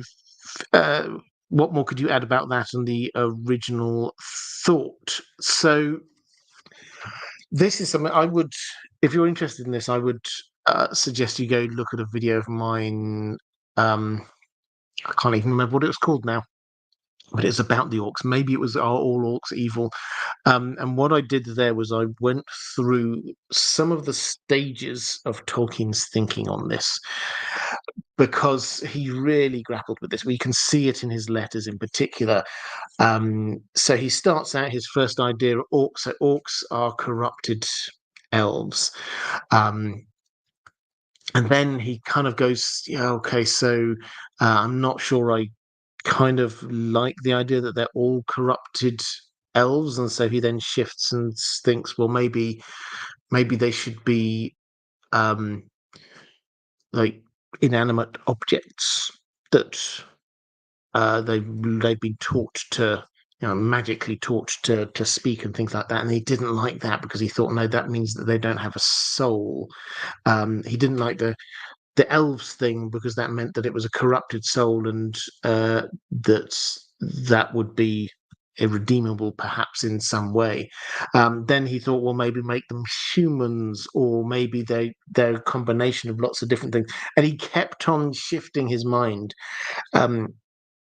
because he struggled with this idea that a Morgoth should not be able to create something from nothing. So he cannot just create out of nowhere a new type of being. But B, he also didn't think that anything could be irredeemable. So he worked his way around this many times, and then he didn't really reach a final conclusion, in my view. There's one letter which I think I quoted in that video where he starts going down this route and is sort of explaining himself, and basically he didn't send the letter, and he writes at the top of it, he trailed off in the letter. He writes at the top of this that he was just getting too, I can't remember the exact phrase, but too big for himself theologically. Is that he thought it's not for him. It's not for him to decide these things. That's who is redeemable, how they're redeemable. Those are questions for God, not for him. And that, I think, shows you a huge amount about how Tolkien approached his writing, because you can say, but this is your creation. You are the person who gets to decide these things in your creation. But he didn't view this just as him writing a story and him inventing the rules of that story. He saw this as being an exploration of theological themes, because this is supposed to be mythological, which he would count it probably with a capital M, as setting these archetypes and things which are applicable to us. So that's just an overview. If you're interested, go read his letters, because he goes into this in really quite some detail, and he genuinely got quite angsty about it, until he reached that point where he said, actually, this isn't for me to decide. Martin S., I think a green seer would be invaluable in crime investigation. Absolutely. If you can go back in time and see what happened, then most criminals would not manage to get away with it. Mike Hannah saying, can you please discuss the Noldor royal family history? I.e., Feanor, Fingolfin, Fingold, also not 100% on board with the law changes, but if I look at the show as a standalone story, it's fairly entertaining. Okay, Also, what's the deal with Goldberry? Well, I'll quickly talk about Goldberry because Goldberry is Tom Bombadil's wife. She is the Riverwoman's daughter.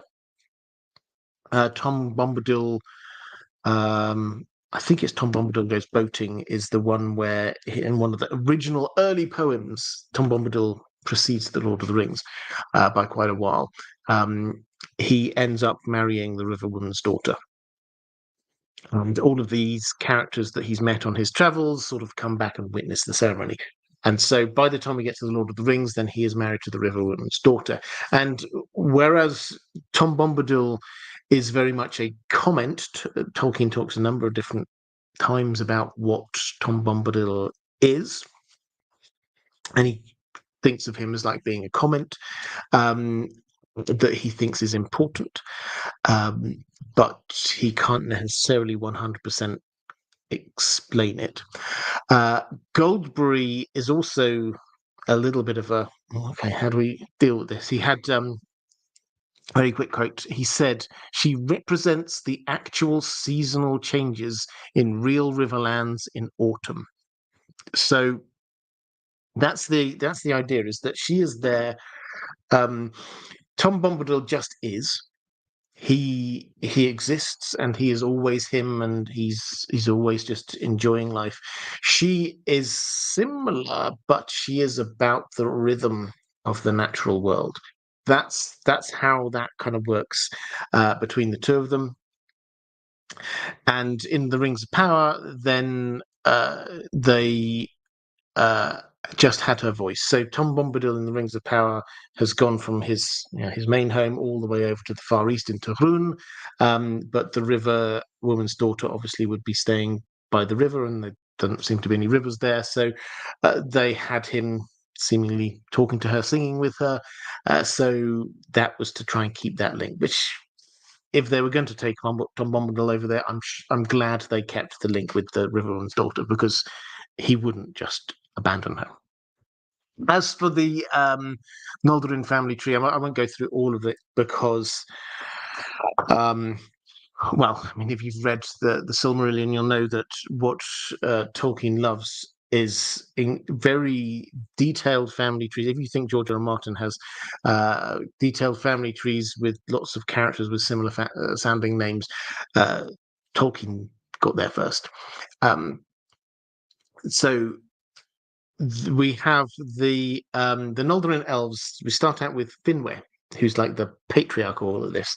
He his first marriage, he has one son, who is this guy called Feanor, who is astonishing. He's the greatest craftsman who ever lives.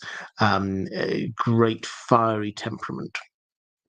And so great was his spirit that it took all of his mother's energy to give birth to him, and she kind of gave up on life. This was a huge scandal in the elven world because she just basically gave up, and you don't do that. And then Finwë remarried, and again, elves don't do that. He remarried. He had two more sons, two daughters, and that was Fingolfin and Finarfin. So then we get the main story where we get the two trees being destroyed by Morgoth and Ungoliant. As a sort of a side part of that, they take the Silmarils, and then Finwë, the patriarch, is killed by Morgoth in this tragic chain of events. Feanor then he inherits the throne, the headship of that family, and immediately is there going, we're going to go back, get the Silmarils back. Come on, everybody, come with me. But we get Fingolfin stays where he is. Oh, sorry, not Fingolfin. His brother stays where he is. So we get this split straight away in the sort of the Noldorin family. Some stay at home, some follow Feanor off. Now, then Fëanor dies almost immediately. He gets ambushed by Balrogs, poor guy, when he arrives in Middle Earth. But then his son Maedhros, um, who's feeling really guilty about all of the terrible things that Fëanor had done, and he had done some pretty terrible things, basically says, yeah, I should be inheriting, but I don't think my side of the family should be there. So he handed it over to Fëanor's brother Fingolfin, and his family then took on the leadership of the Noldorin elves. For kings later, that's where you get to Gil-galad. The only other thing to mention, I think, is Curufin, one of the 7 sons of Fëanor, the only one that we know of to have a child. His child was Celebrimbor. So Celebrimbor, who we know, he is the grandson of Fëanor, who they've got him holding up a Silmaril there um, in the Rings of Power as a statue. They show the hammer of Fëanor. This is all good. They're showing the good side of him, the great craftsman. The fact is that Fëanor was such a divisive character. Absolutely, it's not everyone admired his craftsmanship, but he did such horrific things as well. And so Celebrimbor was brought up, and he is the heir to Fëanor's line, the only person left as the heir to Fëanor's line, and he has got this weight of expectations on him, not just the greatest craftsman ever, but also are you going to be as mercurially horrific and amazing at the same time as Fëanor? Okay, question from Rasla. Do the 9 still wear their rings, or did Sauron reclaim them now they're race? Well, um, there is an ongoing debate about this. I think there is an answer. Gandalf said at one point in the Lord of the Rings, the 9 that the Nazgul keep. But we have several other moments where it's said quite clearly that Sauron collected back those rings and has those 9 rings. So I think we go with that. And Gandalf was just speaking colloquially. When So he distributed the 9 rings, they put the ring on, their lives were extended, but then eventually they became wraiths. Sauron collected them back, and they went to Barad-dûr. Okay, that's my Lord of the Rings questions. I've got 2 or 3, 3 or 4 more questions more broadly. I've got one on House of the Dragon. Andrew Roberts saying, do you think Hugh Hammer in show canon may have been one of Sarah's bastards that came over for the Great Council of 101 to stake their claim? So there was in the Great Council of 101, which is that council that we saw right at the beginning of the show, where Jaehaerys was very old and who's going to take over after Jaehaerys, and a lot of people sort of put their names forward, and some of them, 2 or 3, I think, were allegedly children of Sarah Targaryen, who was the daughter of Jaehaerys and Alicent, but they'd been estranged, and she'd gone over to Essos. Now, the show are quite clear that he is her daughter. I think that much is pretty clear. So he is her son, and therefore the grandson of Jaehaerys. But I think the implication is he isn't one of those ones who came over for 101, because they will be known. If people turn up and claim to be Jaehaerys's grandchildren, then people will be aware of it. Whereas it seems that Hugh Hammer has managed to even marry and his wife not know that he's got, that he's a Targaryen secretly. So it's not as if there's anyone out there gossiping and saying, "Oh, this guy, 30 years ago, he came and laid claim He would also be, I mean, I don't know how old he is supposed to be there, but that was 30 years ago, so he would have probably been quite young. April, May, this was a question from last time I said I'd come back to, saying Master Vyman is reading letters before he gives them to anyone, so is Pylos. What is the letters or information that's being kept from the lords?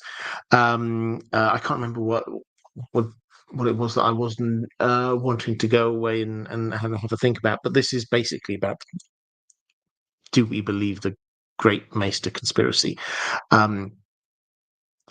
The very least, Maesters are in charge of the communications network across Westeros, and Maesters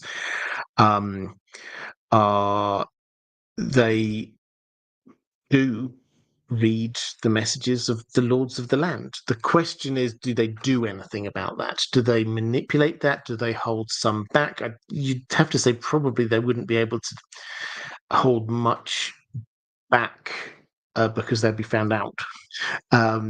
So the question is, how do they frame this? Do they delay some things? We see a few instances of this. The Maester, I forget the exact Maester it was, but when the order comes from Rhaenyra to be capturing Daemon and Nettles towards the end of the Dance of the Dragons, the Maester there is like, well, what do I do? Do I just like, do I hold on to this? Do I show them? The decision, the power then that Maesters have is quite considerable.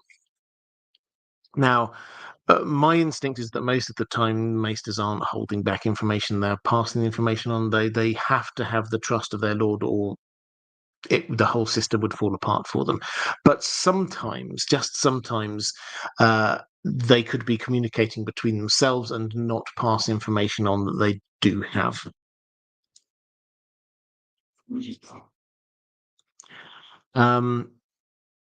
Carsnark, just going back to the Bombadil thing. Bombadil is evergreen, Goldberry is seasonal. Yeah, absolutely. I would agree with that completely.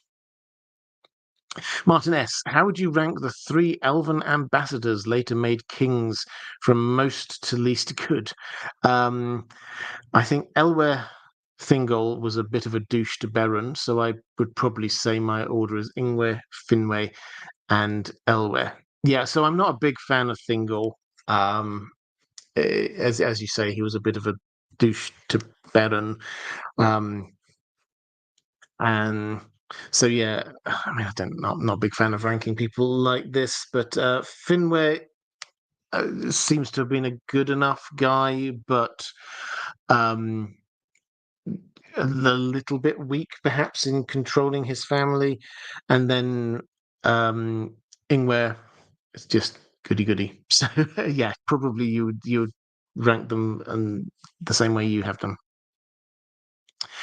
Fall of a Took, saying, hello, Robert. I have a question that I've heard you answer before, but I can't remember your explanation. So please indulge me. Why is it Catelyn Stark, Lysa Arryn, and Olenna Tyrell, but Cersei is known as Lannister, and she's married to the king? Furthermore, why was Rhaenys still Targaryen, even though she was married to Corlys?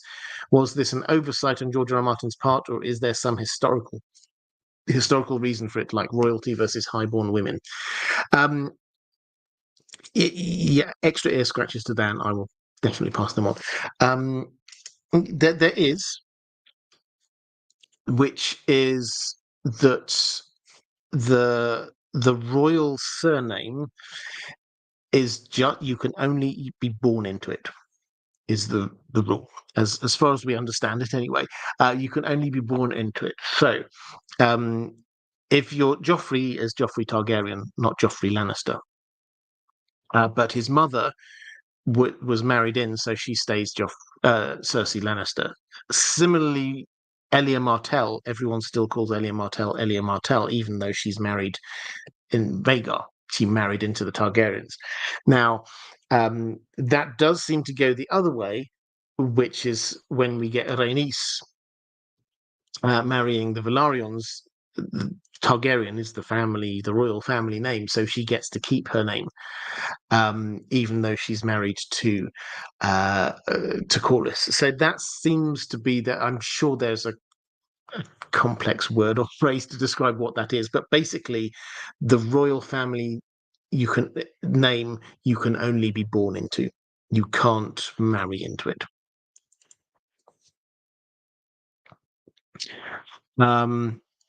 Let's go to Catherine first. It's saying, a Song of Ice and Fire question. It now seems highly possible that we might get Fire and Blood Part 2 next from George R.R. Martin.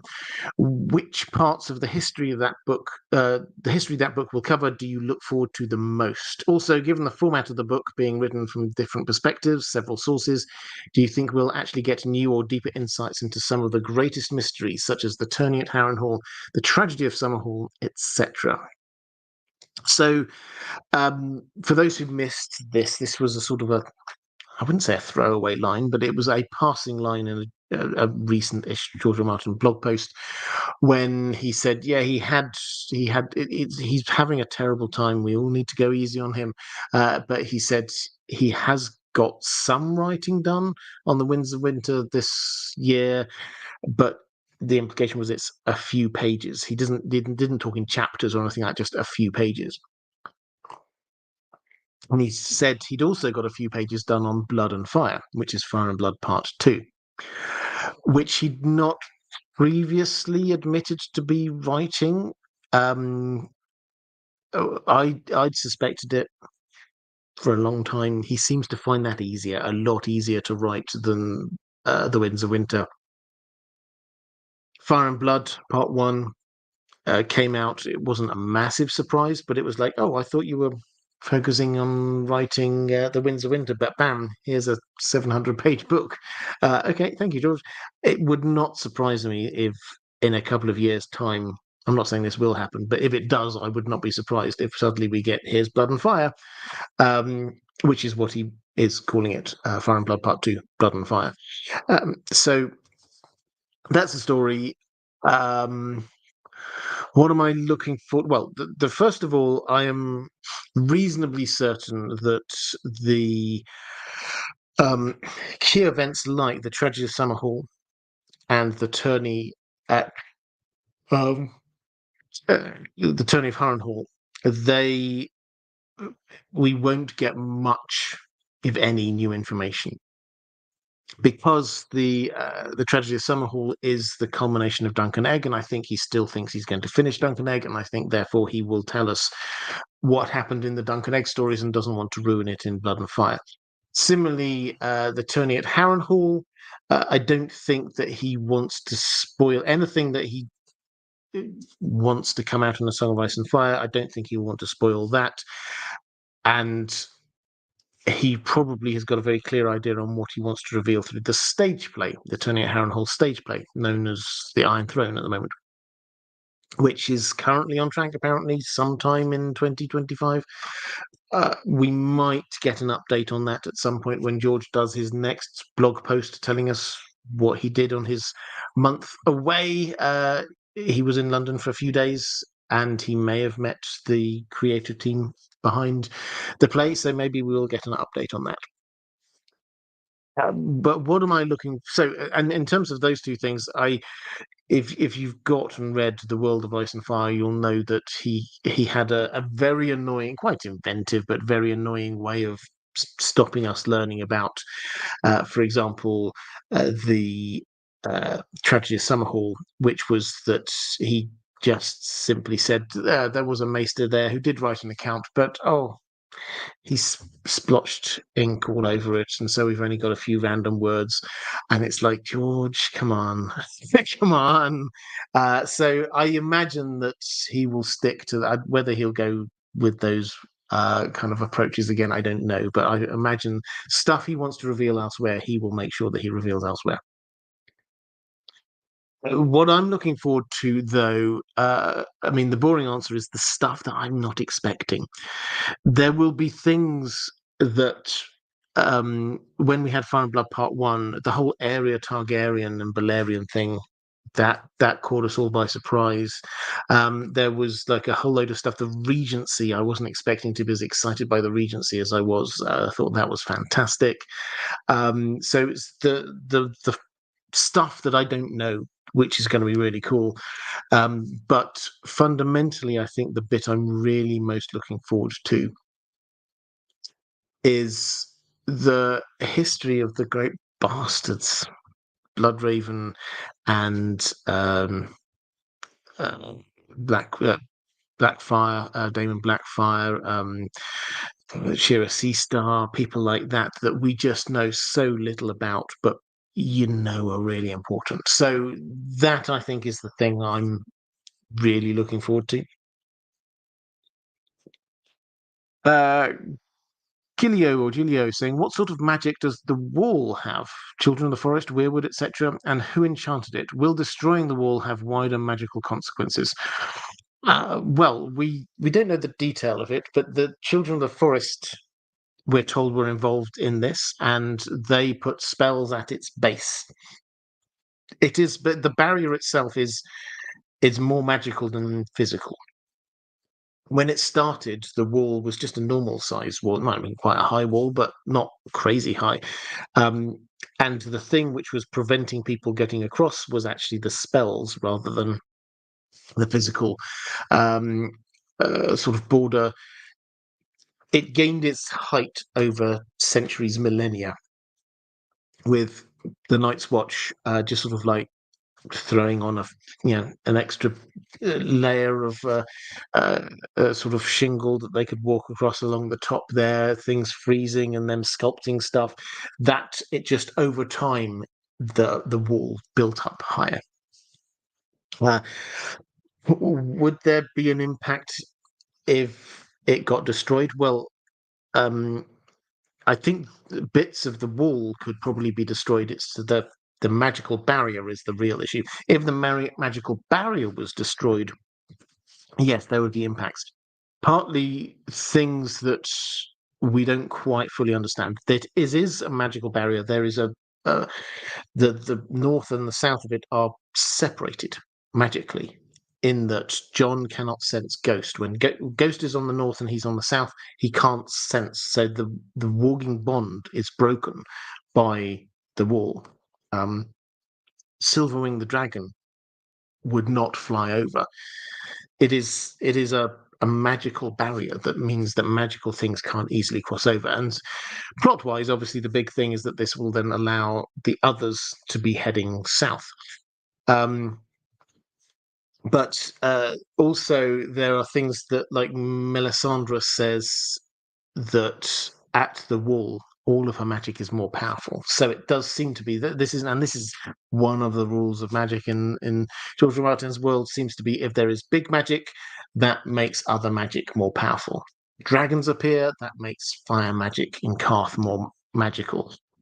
So some magic ups the ambient level of magic across the world, and that makes everything um, uh, 2 power levels up or whatever. Gilio, oh, welcome to channel membership. Yeah, great to have you on board. For those, the best way to support this channel is and always has been, probably always will be Patreon. But if for whatever reason you don't want to go on Patreon, then becoming a channel member here is another way, and it's very kind of you for doing that. The main advantage is it puts a little star by your name, so I'm more likely to spot your comments in the chat, because the comments can go through quite quickly sometimes, and I'm more likely to be able to spot them, like your big thumbs up number 1 that you just put there. Andrew K saying, I'm low-key very curious to learn more about Ares the First and Jaehaerys the Second. They're likely quite prophetically important. Yeah, me too. Yeah, I think Ares the First seems to have been somebody who was obsessed with magical research, and I have a feeling that he will turn out to be a lot more important than we currently think. Right, question from actually, my last question from my patrons. So now is the time to drop any more questions you've got into the chat. I will try and get as many of them as I can on the way through. 444. It was recently announced that The Witcher: Sirens of the Deep, which is like the animated feature, that's the next one that's coming out. The release date was moved from late 2024 to mid-February 2025. I wonder if this is because of Netflix wanting to have their animated film premiere around the English premiere of the new Witcher book. Well, just on that point, yes, my interpretation is exactly the same as yours. Normally, they like to do Witcher things released in December, but there is a new Witcher book, which we'll talk about in just one second, which is going to be released in Polish before the end of the year, and then the translation into English in the new year, which, if it's mid-February, that would tie in well. I am sure that there will be a huge amount of publicity. New Witcher book, everyone's going to be very excited, and that will work well for the Netflix Witcher franchise, which started out very strongly, but it has to be said, has lost a reasonable amount of goodwill along the way. As well, a couple of months ago, Sapkowski said during one of the cons something that wasn't clear. It was something like, they made a TV series based on one of my short stories. They forced me to write a continuation. There aren't any TV series based on only one of Sapkowski's short stories. Assuming he made a mistake and this is about the film and not the short story, maybe it means that the new book can be expansion of the story, A Little Sacrifice. So the TV show, and I agree, the TV show that we've got, the TV film, it's an animated feature. It's called Sirens of the Deep. It is based on the short story A Little Sacrifice, which is a great little short story, incidentally. And they didn't cover it in the main Witcher show. They covered quite a few of the short stories, but they did not cover that one. And it's got Geralt, who is going to be voiced by, or has been voiced by, Doug Cockle, who was Geralt in the video games. So I think a lot of people are very happy about that. I am, actually. And Jaskier, and also Essie Davin, who is a great little character, another minstrel. And yeah, it may well be. I think I would be fascinated to know what the original is for what he was saying, but certainly the English translation isn't 100% clear. But I think I would conclude from what I've seen, something along the lines of what you've said, is that yes, he said, okay, so they're making an animated film of A Little Sacrifice, and he therefore thought, oh well, I will write a bit more about that, which makes sense. I'm excited for it. I'm excited for the new book, which is very much set around the kind of the short story side rather than as a part of the bigger narrative, the 5 novel series. It's set a bit before that. Also, I'm really quite what I've seen. There was just released a day or so ago. If you go on Twitter, you can find it quite easily. There is a trailer out now with a little bit of footage, and it looks pretty good. So I'm looking forward to the show as well. All right, let's have a quick flick through the chat. I'll try and pick up a few other questions. Gilio saying thoughts on Warhammer 40k. Personally new to it since the release of Space Marine 2, but curious to see your take on it, seeing it as it has such expansive lore. Yeah, I mean, Warhammer 40k, I've got quite a long history with. Many years ago, I played it a reasonable amount. I haven't played it for quite some time. There have been some good video games. There is obviously Henry Cavill is theoretically, at least, there's a whole rabbit hole you can go down on that one, but theoretically, at least, helming up a new Warhammer 40k a TV show, or something along those lines. So we'll have to see where that goes. Yeah, I enjoy Warhammer 40k. It is very much. It started out as a role-playing game, Rogue Trader, but beyond that, it started out proper as a tabletop war game, and that is the feel of it. It's very war focused. So if you like that, then I think you'll probably enjoy this. That it's uses and I'm trying to say this in a nice way because I want it to be nice. It delights in the tropes of fantasy worlds and uses them within the sci-fi setting. So, for example, we get a whole you get Eldar, who are basically elves in space. You get orcs, who are orcs in space, and so you get lots of these different civilizations and armies, and there is a lot of lore and background, dozens, hundreds probably of books written in it, and yeah, there's a lot there, and let's see whether or not this Henry Cavill thing actually comes to something, and if so, then I'll add it to the long list of things I could potentially cover on here.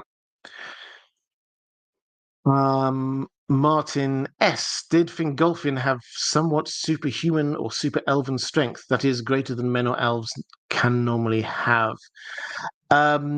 Yes, but not just him. So the Tolkien's very clear that whereas power is quite an ephemeral concept in Tolkien's world, if you had seen the light of the two trees of Valinor, and then you were more powerful.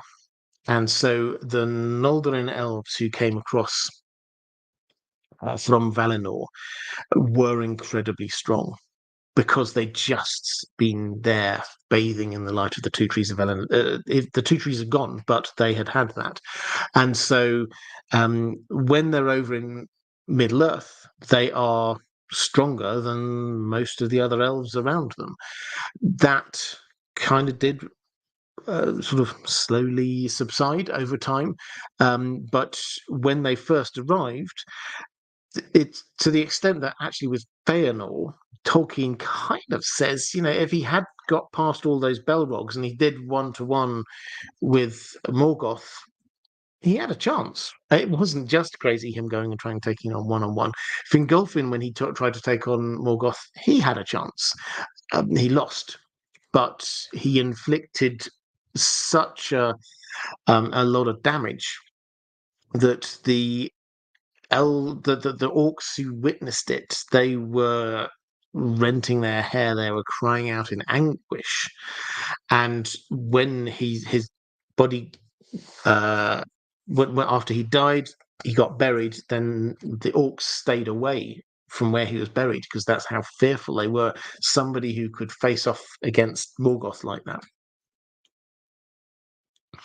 Andrew K saying, seeing as it's an open Q&A, curious if you watch any of Chaos. It's a bit of on Netflix, a bit of fun and quite interesting use of Greek mythology. I'm about halfway through so far. No, so this is Jeff Goldblum as Zeus in a modern adaptation of Greek mythology, which is it's a great elevator pitch. I've not seen any of it. I did. I've considered it. I've not heard glowing reviews of it. I think a lot of people saying they're enjoying it, but I've sort of added it to the list. I think it might have been you earlier saying about Shogun, which won a whole load of awards recently. That's at the top of my list of things that I need to see very soon. But no, I've not seen it. But yeah, let me know in the chat if I should. I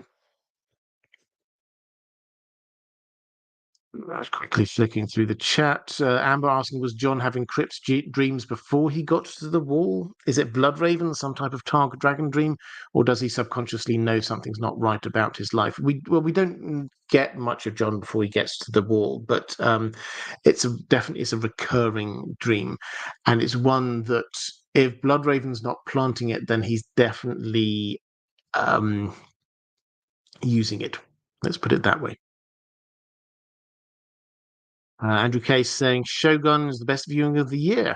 So for him, excellent. Thank you very much. Okay, right. I think with that, I will start drawing this one to a close. We will back next. We've got 2 more episodes of the Rings of Power, so I think we will just do these last two like this open Q&A, but obviously focusing on the Rings of Power for people who wish to talk about that, and then we will get back to specific deep dives into topics. I will be talking to my patrons about them over the course of the next couple of days. There's a whole host of videos I've got coming out. I'm trying to do 3 a week at the moment, which is challenging but fun. So keep an eye out for that. I can't even remember what I've got coming out tomorrow. Well, here's hoping it's a good one.